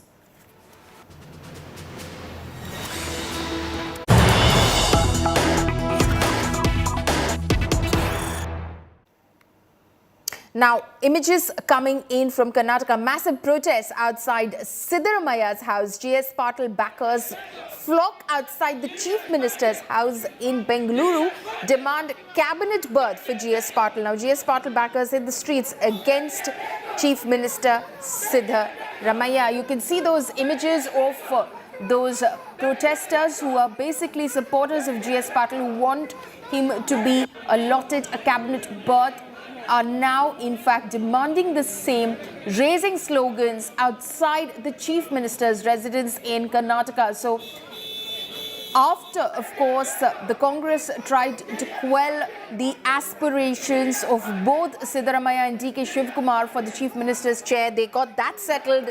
Now, of course, is this that they're witnessing and that they're faced with, which is basically those who are representatives of big communities, who have a lot of support, have served a few terms as MLAs. They now want a seat at the state cabinet. Remember, just a few days ago, DK Shivakumar was sworn in as Deputy Chief Minister. Siddaramaiah was sworn in as Chief Minister, and 8 other mantris had also been sworn in. The Congress did a whole lot of balancing act as they tried to ensure that there was enough caste and community representation, that age and experience was taken into account as well. There were some young faces as well. But remember that that is not the number at which the Karnataka State Cabinet will stop at. There will be more inductions into the State Cabinet. So you can see now backers of GS Patil who want him to be given a cabinet berth as well. So aspirations of others who want a seat as well within the State Cabinet now coming to the fore. Supporters now there raising slogans in support of GS Patil right outside the residence of Chief Minister Siddaramaiah.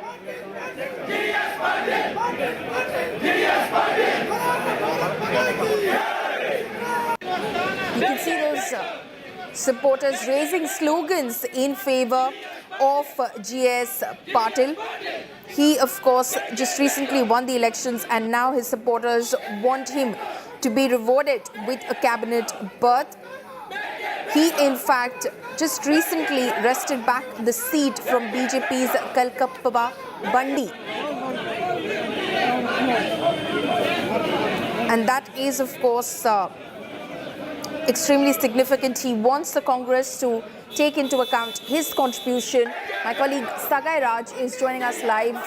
The aspirations of many legislators there, Sagai, coming to the fore because they also want to be rewarded for the work that they've done for the party. They believe that the way, of course, Siddaramaiah and DK Shivkumar were able to arm twist the Congress High Command, it's possible that if they, in fact, gather support and right outside the Chief Minister's residence, there could be some sort of a cabinet berth that could be waiting for them. Absolutely. Even outside DCM residence, there were a lot of supporters. DCM DK Shivkumar residence, there were a lot of supporters of Nagendra and a few other MLAs demanding that they should also get the cabinet berth. We have also seen a massive protest outside Siddaramaiah's residence, where the supporters of MLA GS Patil had demanded that he should be getting a cabinet berth. If you notice that in few pockets of Karnataka, wherever Siddaramaiah or DK Shivkumar had campaigned, they had promised the people, stating that if at all if you vote your MLA back to power, definitely he might be the next minister in the state of Karnataka. And there were a large number of people who have also voted for them. And now it is time for them to fulfill. But the Congress have the problem of too many, because they have 100 or around 135 seats across the state, and they have to go according to the caste, seniority as well as the region. So they have to take everything into consideration, and thereafter they have to allot cabinet berth to all those eligible MLAs. But when that will happen, and how much of repercussion that the party might face post cabinet berth, we need to wait and watch. Okay, so guys, stay on with us. We've got more news that's coming in from Karnataka. Now, there won't be any power sharing between Karnataka Chief Minister Siddaramaiah and Deputy Chief Minister D.K. Shivkumar. Karnataka Minister M.B. Patil has confirmed that. He says that Siddaramaiah will complete a full 5-year tenure as Chief Minister. Says if there was any such power sharing formula, the Congress High Command would have informed them. Now, the two Congress veterans were both vying for the Karnataka Chief Minister's post after the Congress swept the elections in the state on May 13. Now, while the state Congress chief settled for a Deputy Chief Minister's post, that's D.K. Shivkumar, there was speculation of a 50-50 power sharing formula where both the leaders got to be the Chief Minister for 2.5 years each. But now M.B. Patil has clarified there is no power sharing formula. Sagai is joining us live from Bengaluru on this. But before that, let's listen in to what M.B. Patil had to say.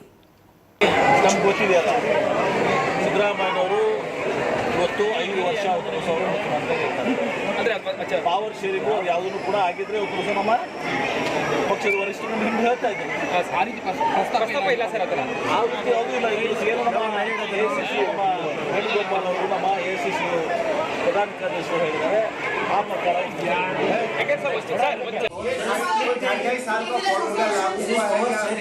power sharing formula is to share the power to the people of Karnataka. That's all. My colleague Sagai is joining us live from Bengaluru on this. Sagai, M.B. Patil says that if there was a power sharing formula, we'd have been informed by the Congress High Command. But because they've not told us so, then clearly there is no power sharing formula. What are you hearing from your sources?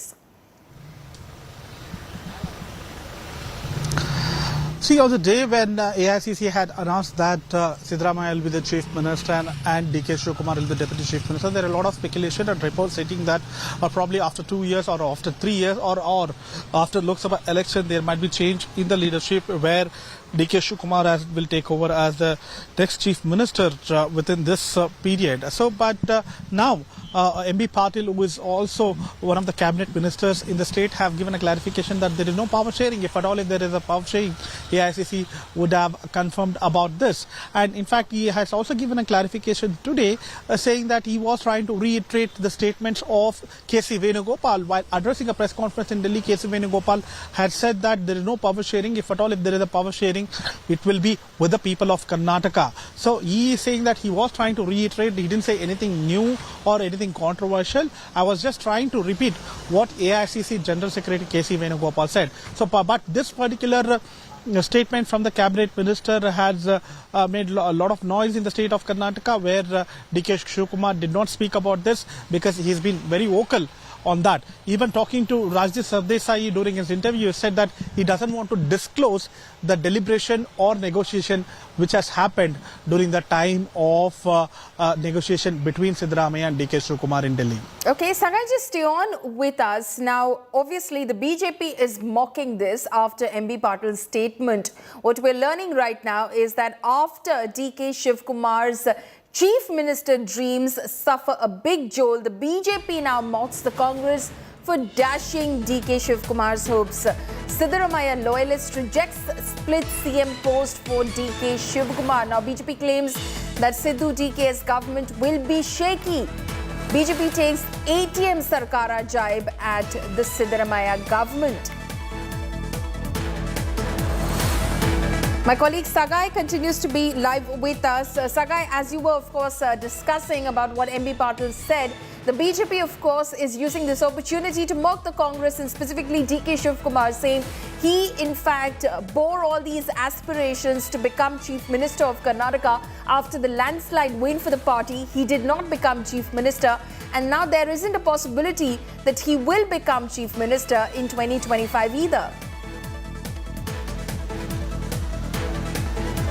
Absolutely. If you notice that it has been served in a platter for a BJP, and they will continue to attack Congress on the same lines, even if DK Shivakumar becomes the Chief Minister, or if he has been replaced by someone else, or Siddaramaiah has been replaced by DK Shivakumar, stating that they might target saying that Siddaramaiah has been humiliated if DK Shivakumar is replaced, or they will say that DK Shivakumar is humiliated because Siddaramaiah is hell-bent to stay back in the power. So it is served in a plate for BJP, and they will try to target on the same lines against the Congress in the days to come. Okay, Sagai, thank you so much for joining us with all of those details. So this is, of course, an opportunity, as Sagai said, which has been served on a platter to the Bharatiya Janata Party to mock the Congress, with specifically DK Shivakumar saying clearly his chief ministerial hopes and dreams have suffered a blow after Siddaramaiah loyalist MB Patil has stated that there is no power sharing formula. Government school teacher in Karnataka suspended after criticizing the new Siddaramaiah government on social media. While Congress claims the teacher violated government service rules, BJP cries foul, saying that the suspension was the new Congress government's high-handedness. Here's a report. Siddaramaiah ಎಂಬ ಹೆಸರಿನ ನಾನು Siddaramaiah taking oath as Chief Minister in a massive ceremony in Bengaluru over the weekend. Ushering in, as Rahul Gandhi calls it, Pyar Ki Dukaan. नफरत के बाजार में कर्नाटक ने लाखों मोहब्बत की दुकानें खोली हैं. But as Siddaramaiah was sworn in, a man paid the price minutes later for a post where he was critical of the now Chief Minister. This is Shantamurthy MG, a humble school teacher in Chitradurga. He has been suspended out of the blue by his school. Why? Because he shared a post slamming Siddaramaiah. The post claimed Karnataka's debt went up to 2,42,000 crores during his previous stint as Chief Minister from 2013 to 2018. More than the combined debt of past 5 CMs of the state, according to this post. And so he was suspended, supposedly for violating government service rules by mentioning the debts incurred during the previous government periods. Sir, ಅದು ಮೊಬೈಲಲ್ಲಿ ನನ್ನ mobile ಬೇರೆ ಬಳಿ ಇದ್ದಾಗ ಮಳೆ ಬರ್ತಿತ್ತು, ಗುಡುಗು ಮಿಂಚು ಇತ್ತು, ನಾನು ಹೊಲಕ್ಕೆ ಹೋಗ್ಬೇಕಾಯ್ತು. ಹೋಗ್ಬೇಕಾದ್ರೆ ಅಲ್ಲಿ ಮಧ್ಯದಲ್ಲಿ ಒಬ್ಬ ಹುಡುಗನ ಕೈಲಿ ನಾನು ಕೊಟ್ಟು ನಾನು ಹೊಲಕ್ಕೆ ಹೋದೆ ಸರ್. ಹೋಗ್ಬೇಕು ಆ ಮೊಬೈಲನ್ನು ಅವನಿಗೆ ಕೊಟ್ಟು ಹೋದಲ್ಲ, ಅವಾಗ ಆಯ್ತು ಯಾವಾಗ ಆಯ್ತು ಅನ್ನೋದು ನನಗೆ ಗೊತ್ತಿಲ್ಲ, ನನ್ನ ಗಮನಕ್ಕೆ ಬಾರ್ದ ವಿಚಾರ. ಅದು ಯಾರೋ ಬೇರೆ ಹಿರೇಮಠ ಅಂತ ಯಾರೋ ಮುಂಚೆ ಶೇರ್ ನನ್ನ ಇದಕ್ಕೆ ಫೇಸ್ಬುಕ್ಗೆ ಅಪ್ಲೋಡ್ ಮಾಡಿದ್ದಾರೆ, ಅವರು ಪೋಸ್ಟ್ ಮಾಡಿದ್ದಾರೆ. ಅದು ನನ್ನ ಮೊಬೈಲಲ್ಲಿ ಶೇರ್ ಆಗಿದೆ. ಅದು ಆಮೇಲೆ ಪರಿಶೀಲನೆ ನಾನು ಅವ್ರ ಮೊಬೈಲ್ ಇಸ್ಕೊಂಡು ನೋಡಿದಾಗ ಗೊತ್ತಾಯ್ತು, ಅದನ್ನ ಡಿಲೀಟು ಮಾಡಿದೆ ನಾವು. ಅದು ಈ ಥರ ಆಗಿ ಅದು ನನ್ನ ಮೇಲೆ ಬಂದಿತ್ತು. His issue has snowballed into a political flashpoint in Karnataka. While Congress defended the suspension, saying government officers are bound by rules, BJP cried foul, saying the suspension was just the beginning of the death of democracy under Siddaramaiah. The service rules, the department will have to take action, right? So if the department is saying that what he has shared or what he has voiced his opinion about the performance of the previous government, how the government is against the service rules, then the department will take action. It's nothing that the government has initiated action, right? The department has done so. There have been 1,000 posts on social media. For example, there have been Congress supported few people have been lambasting Prime Minister, right, left and center. No one has suspended them. I think this is a high-handedness of the government officials to suspend this teacher only on a Facebook post. You can't suspend a person to please your political bosses. They have suspended him just to please the political bosses. Is this censorship or a warranted crackdown as per norms? Either way, the Siddu Sarkara has kicked off business on a stormy note. The teacher alleged that there was no show cause notice or a warning which was being issued much before a suspension letter which was being issued to him. The Congress justified, stating that it is an education department which has issued a suspension order and it has nothing to do with the government. But BJP has hit out, stating that it shows the duplicity of the party. When it comes to BJP, they criticize the government, but when the ball is in their own court, they have justified their move. With you, Rajan Shivu Sagaraj reporting for India Today. Now, heat wave mayhem continues to trouble residents across northern India.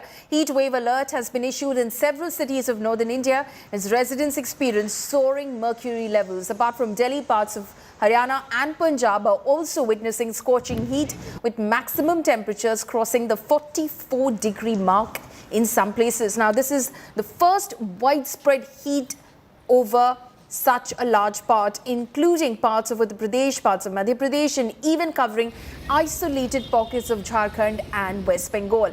Now, as per the Met Department, light rain showers are expected to bring relief in Delhi from Wednesday onwards for 3 to 4 days.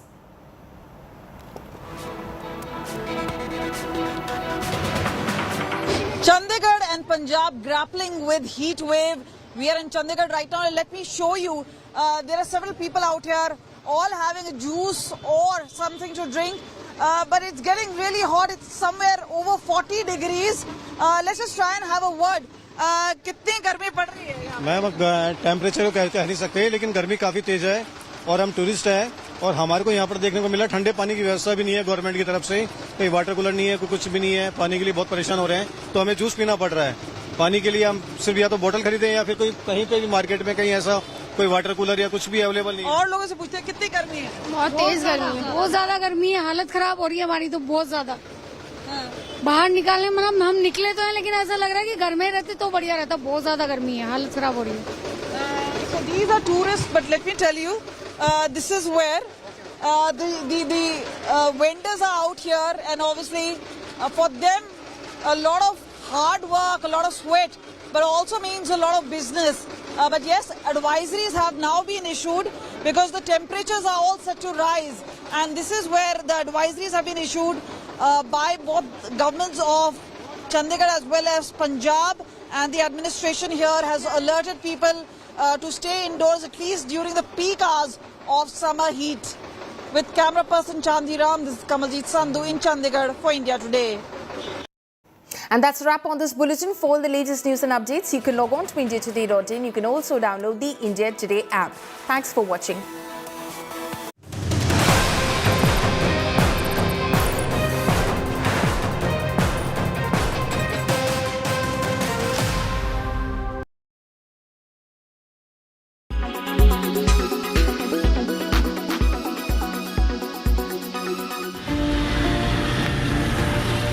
Summers are devastating for stray animals. The scorching heat wave means animals living on the street struggle for water. Karma Foundation is on a mission to make life easy for stray animals. This water bowl challenge is also one of such initiatives where we know during the scorching heats of summer has to provide the basic requirement for the health of the pet, which is water, and hence we are actually donating the water bowls. These water bowls are a big relief for stray animals living under the open sky in sweltering weather. Karma Foundation has requested people to join their movement by placing a bowl of water outside their home or workplace. Bureau Report, India Today.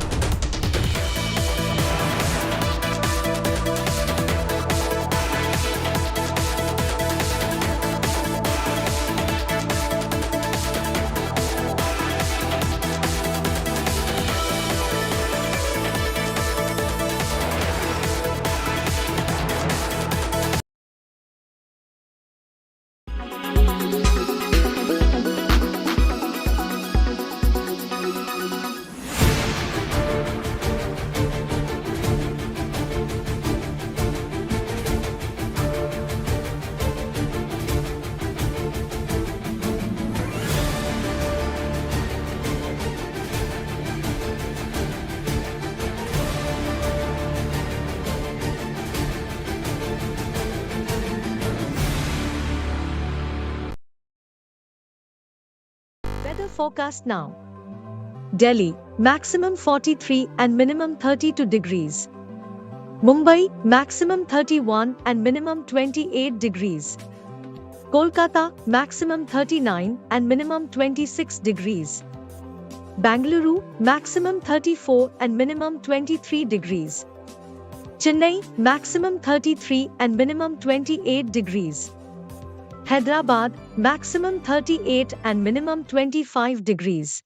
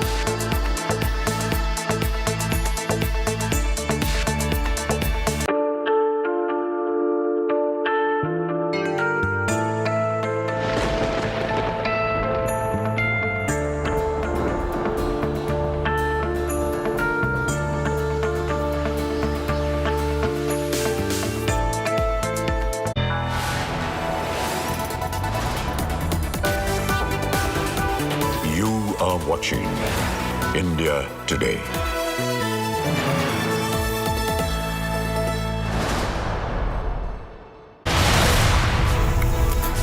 Prime Minister Modi kickstarts the Australia tour by meeting with company CEOs and Australian businessmen. Former Australian Prime Minister Abbott hails Modi, calls him a natural leader of free world.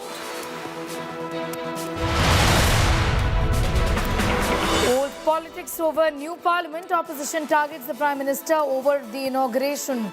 Claims insult to the President of India. BJP slams the Congress over parliament hypocrisy. Cites the examples of Indira Gandhi and Rajiv Gandhi. 2024 Gadbandhan talks fast track. Now Nitish intensifies mission opposition. Arvind Kejriwal to meet Mamata and Uddhav for support. Karnataka Mantri M.B. Patil says no power sharing, claims Sidhu will remain Chief Minister for 5 years. NIA team visits London to probe the Indian mission attack. 5-member NIA team leaves for London to probe the mob attack on the Indian High Commission on the 19th of March. Navy's Made in India missile destroyer NS Mormugao in action hits supersonic sea skimming missile target with deadly accuracy.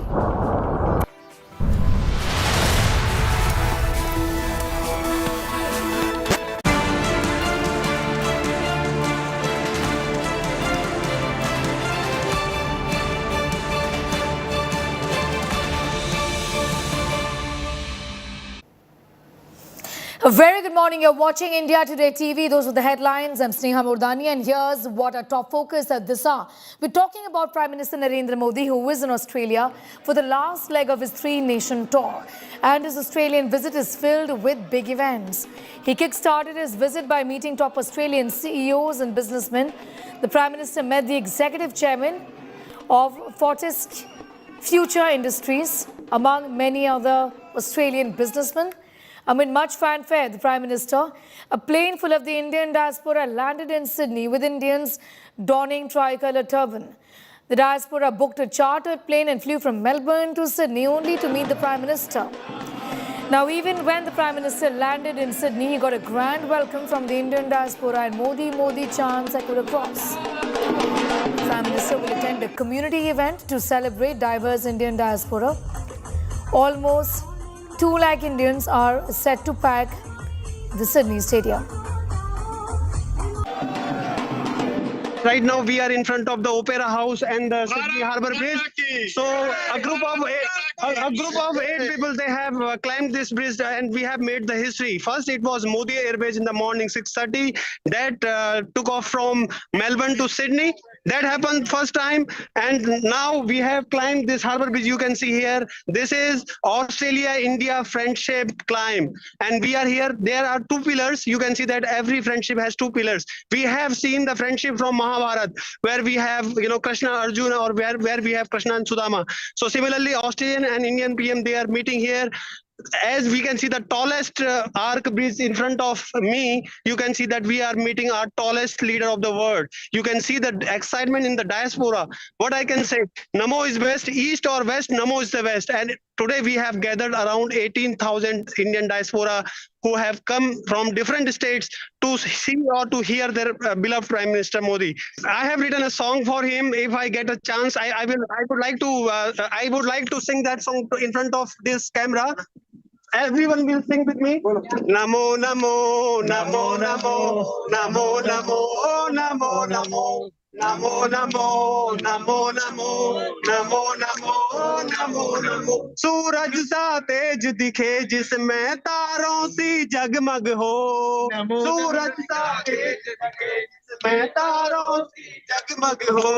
Namo Namo Namo Namo Namo Namo Namo Namo. Vishal Monga is getting us all of those details, joining us from Sydney right now. Vishal, it's the kind of mood that you get to see from these reports, from these visuals, just speaking volumes of how popular really Prime Minister Narendra Modi is, and the kind of connect, which is just so interesting, and we have spoken about this for many years. I don't think anybody else had this kind of a connect with an Indian leader. Any members of the diaspora had this sort of a connect that... We are super proud to be Indian. We are proud that Modi ji is here today, and we just love Modi ji. How big is this event? Do you see this kind of crowd normally in Melbourne or Australia?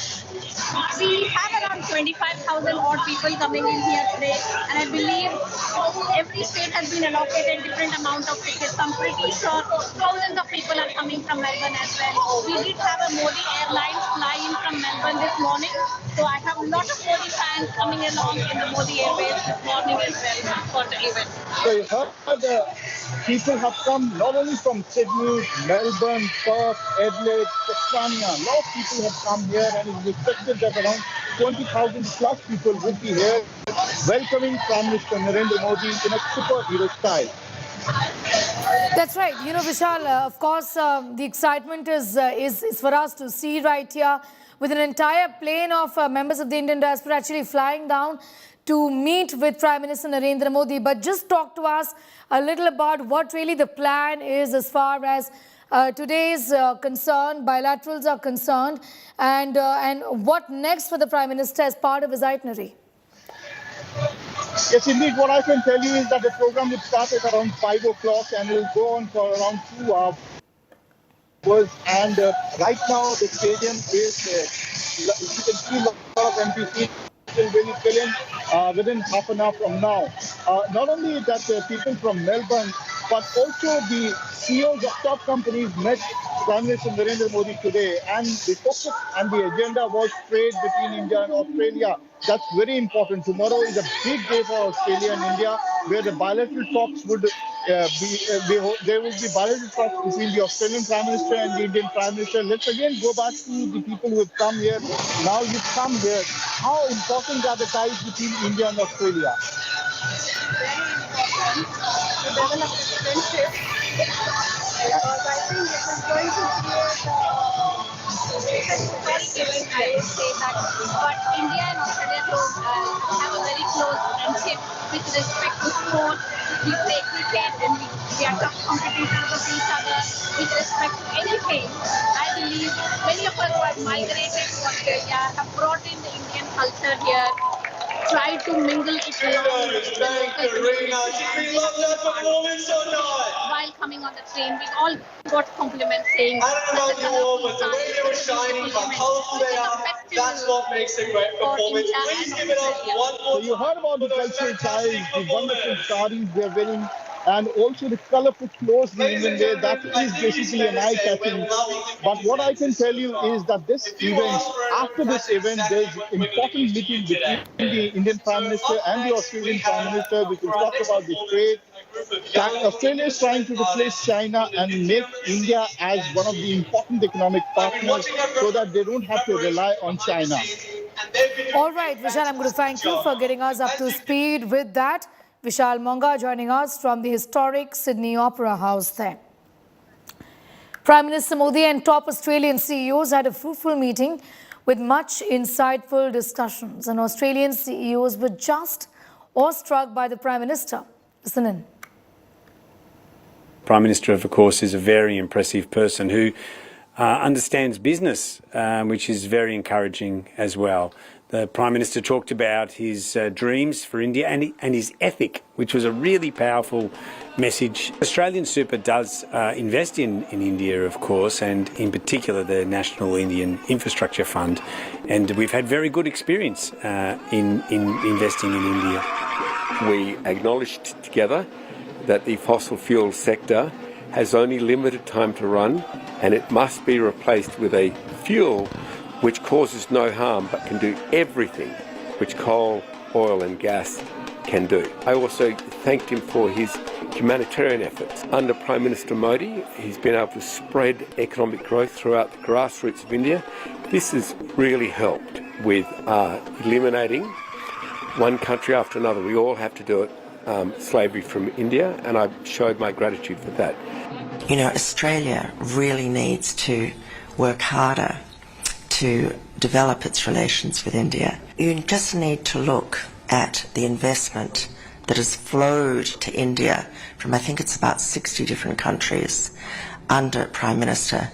As you know, your wonderful Prime Minister came to office on a terribly important mantra, which was from red tape to red carpet.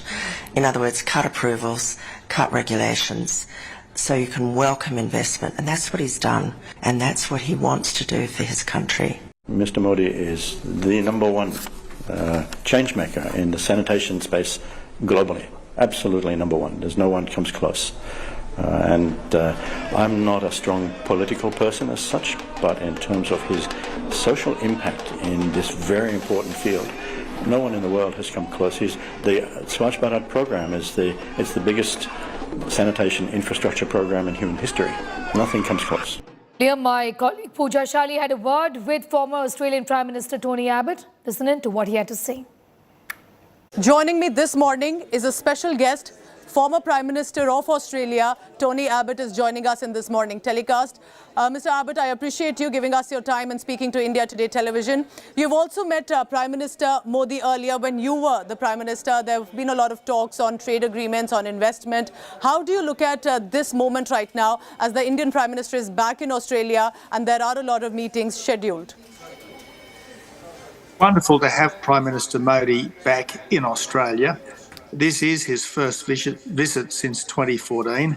Yes, there have been a number of Australian prime ministerial visits to India in the meantime, but regular visits at the top level between good friends are very important to developing the relationship. And I don't think India has a more prospective partner anywhere in the world than Australia. I think Australia has wonderful potential to be a source of resource security to India, as well as wonderful potential to be an additional security partner in a world which is at the moment looking quite unsettled, even dangerous. Mr. Abbott, your meetings previously have been with Prime Minister Modi and focusing on boosting people-to-people ties, on economic relationships as well. Do you think that is something that needs to be, again, bridges that must be formed more? That is something that needs to be pushed ahead in this meeting as well? As Prime Minister Modi himself said just yesterday, the nearly 1 million Australians of Indian background form a living bridge between our two countries. But I don't think that India should only be of interest to the Indian diaspora here in Australia. I think India should be of massive interest to the general Australian population. First, because India has enormous potential to substitute for China as a market and as a source of goods in our vital supply chains. And second, because India is the world's emerging democratic superpower, and in the world right now, we sure need another democratic superpower to help the United States to maintain a rules-based global order.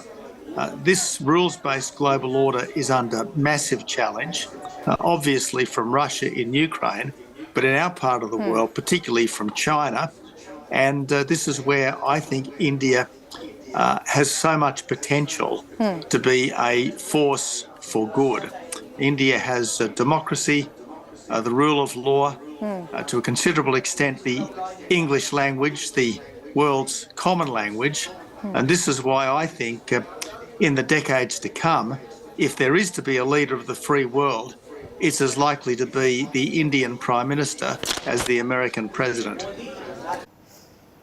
Some top developments for Prime Minister Narendra Modi's visit to Australia. Let's take a quick look. The Prime Minister arrived in Sydney as part of the third and final leg of his three-nation tour. On Monday night, he was received by the Australian High Commissioner to India, Barry O'Farrell, and the officials upon his arrival.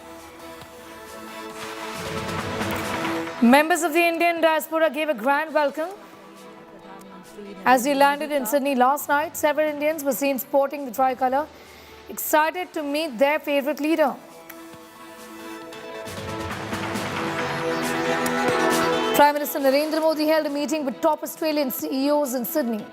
He pitched India among the top investment destinations of the world. He invited Australian CEOs to partner with India's growth story. About 170 Indian origin people took a chartered flight from Melbourne to Sydney to attend the Prime Minister's event. Members of the Indian Australian Diaspora Foundation, sporting tricolour themed turbans and waving the national flag, danced their way to the flight named by the Prime Minister's supporters as Modi Airways. Welcome Modi, spelled by a recreational aircraft, contrails over Sydney sky before the Prime Minister's Indian community event at 1:30 p.m.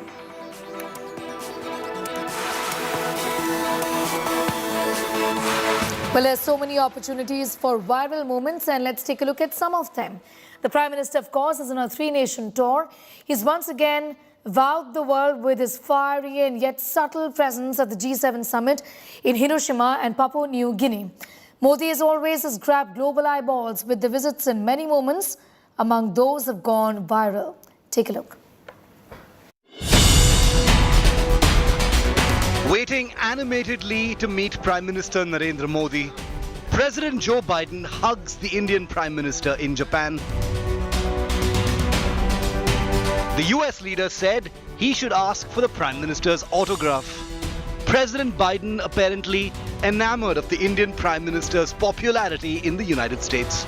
The White House already swamped by requests from American Indians wanting to attend Prime Minister Modi's programs during his state visit to Washington, D.C. next month.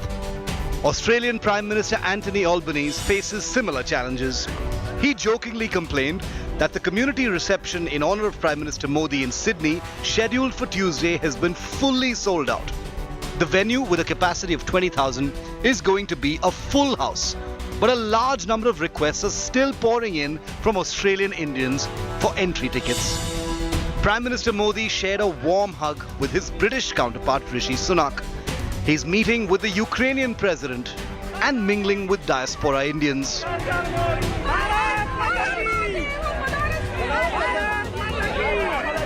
Videos of Prime Minister Modi from Japan's Hiroshima hosting the G7 summit took social media by storm. And this clip from Papua New Guinea touched millions of hearts.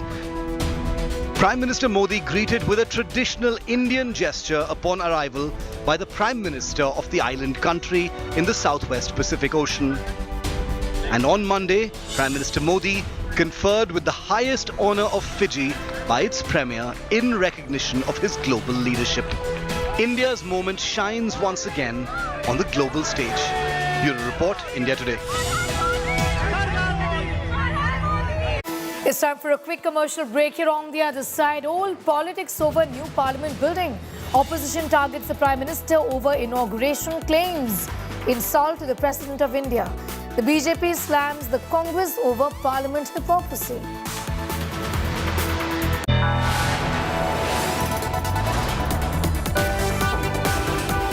You are watching India Today.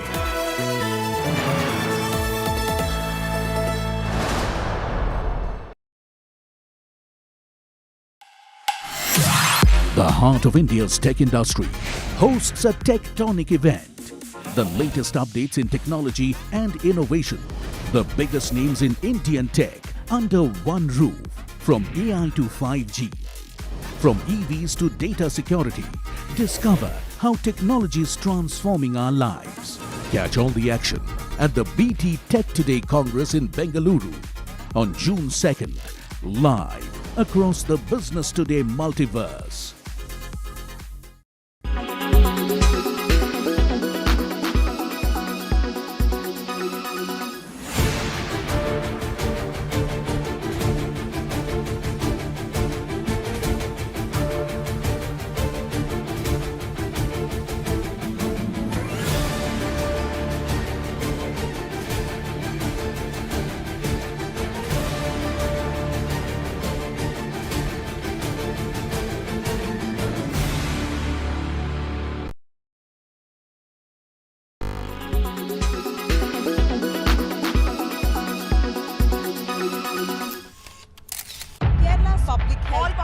Traveling from different parts. Armed with facts, Looking at political back. she takes the news by its horns. Do you think the future of these students are not hampered?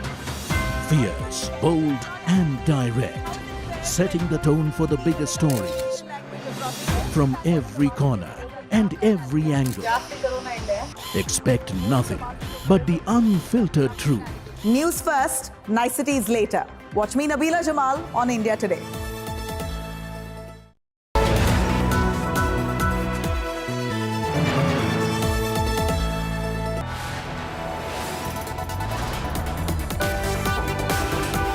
You are watching India Today.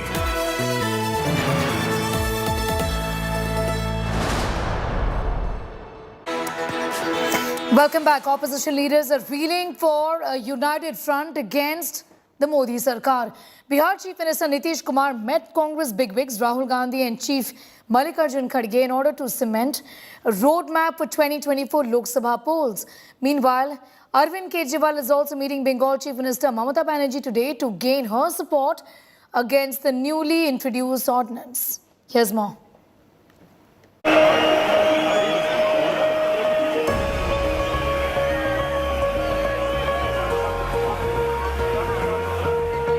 Battle lines are being drawn for the Lok Sabha polls in 2024.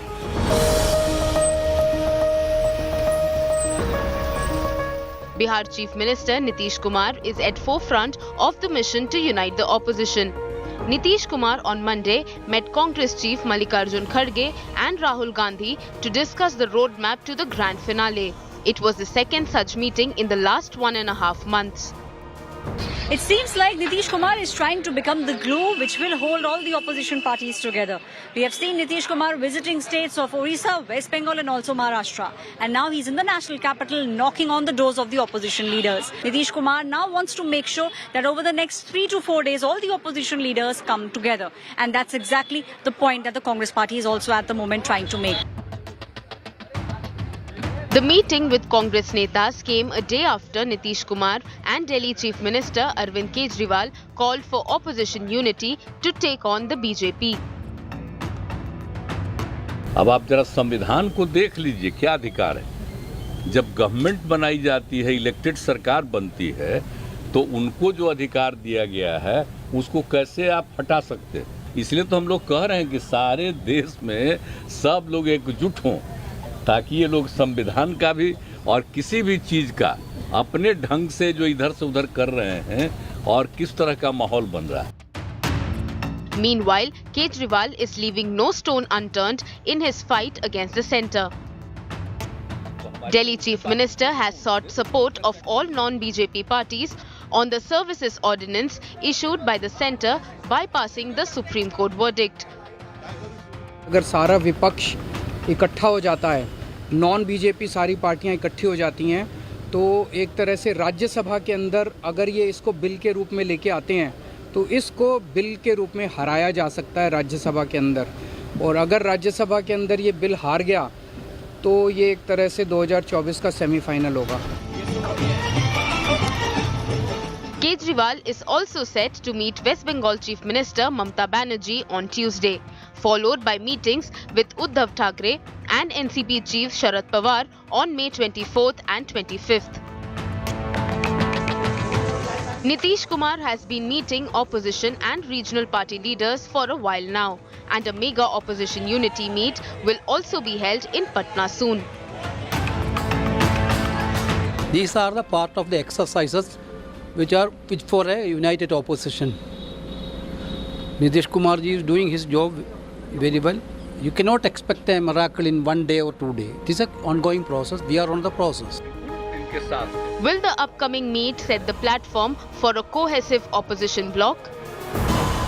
Bureau Report, India Today.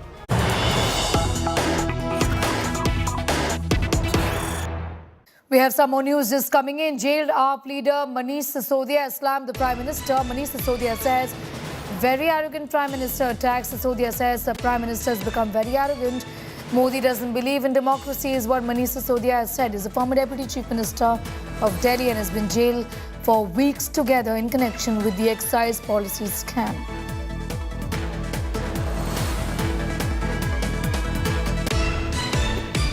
Manish ji ordinance लेके आया केंद्र में ordinance से कुछ कहना चाहेंगे sir? Ordinance अहंकार हो गया है मोदी जी को, ना वो लोकतंत्र को मानते हैं। केजरीवाल जी के काम के लिए वो बहुत अहंकार में डूब गए मोदी जी। मनीष जी ऑर्डिनेंस लेके आया केंद्र में ऑर्डिनेंस से कुछ कहना चाहेंगे सर? ऑर्डिनेंस अहंकार हो गया है मोदी जी को, ना वो लोकतंत्र को मानते हैं। केजरीवाल जी के काम के लिए वो बहुत अहंकार में डूब गए Modi ji. Shrishti Ojha is getting us more details. Shrishti, there, the former Deputy Chief Minister of Delhi, Manish Sisodia, with that response against the Prime Minister, criticizing the Prime Minister. Of course, the AAP continues to say that this is a non-case. It's political vendetta. Well, yes, Neha, like you said, definitely a direct attack against the Prime Minister on centre's ordinance that has been brought in recently regarding Delhi administration. As we know, Manish Sisodia, who's Delhi's former Deputy CM, is currently in custody in relation to the Delhi excise policy case. Today, he was produced before Delhi's Rouse Avenue Court as his custody in the money laundering case ended today. His judicial custody has today been extended to 1st June. So, yes, no relief on that front for Sisodia. However, when he was leaving court and he was confronted by the media and asked for response about centre's recent ordinance regarding Delhi administration, he has in an attack against the Prime Minister said that the Prime Minister has become very arrogant and has no respect for democracy whatsoever. He also said that Delhi CM and Arvind Kejriwal is doing a lot of work in Delhi, but the Prime Minister has become arrogant and doesn't believe in democracy. His exact words were बहुत अहंकार हो गया है मोदी जी को, ना वो लोकतंत्र को मानते हैं. This is what he said while leaving Rouse Avenue Court. He is definitely a direct attack against the centre and more so against the Prime Minister of the country by Delhi's former Deputy CM today. Back to you. Right. Shrishti, I'm going to thank you for that quick update. Shrishti Ojha with that report on what the former Deputy Chief Minister Manish Sisodia said when confronted by reporters. Moving on, inauguration of the new Parliament building by the Prime Minister has triggered a massive political firestorm. The Congress party accused the Prime Minister of breaching constitutional propriety, asserting that as the head of Parliament, President Draupadi Murmu should have been inaugurating the new building and not the Prime Minister. Congress accused the BJP of playing cheap politics and said that the office of the President has been reduced to mere tokenism. Even AAP lashed out at centre, calling it an insult to Murmu as the tribal and backward communities of the country. The TMC has alleged that the Prime Minister wanted to take credit for the new Parliament, hence is launching the same, saying that the new building is a total wastage of money.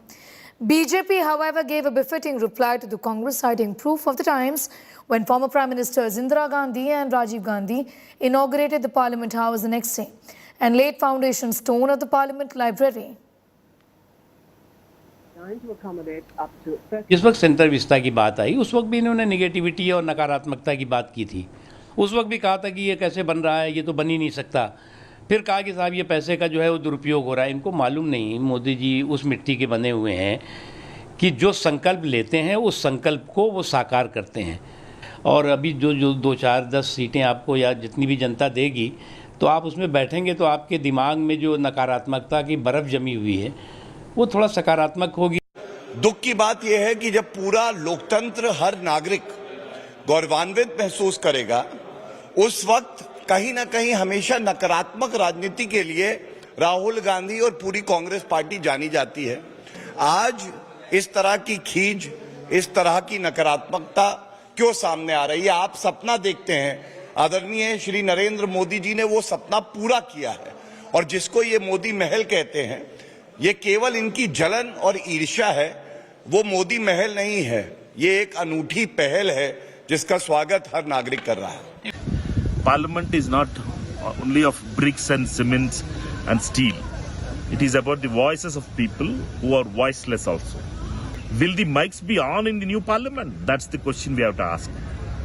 Hope that the Prime Minister realizes that Parliament is the temple of democracy, means we should allow the opposition also to speak and their mics should also be on. Actually, Mr. Modi wants to take credit for building a new Parliament House. In my mind, it is an unnecessary expenditure. It was not necessary. The old Parliament was serving very well. It would be jettisoning, it would be useless wastage of money. If it is to be inaugurated, let it be inaugurated by the President of India. With that, it's time for a quick commercial break. Here on the other side, Dr. Farooq Abdullah's daughter, Safia, is mocking the G20 event in Kashmir. We're getting you that detailed report in just a minute.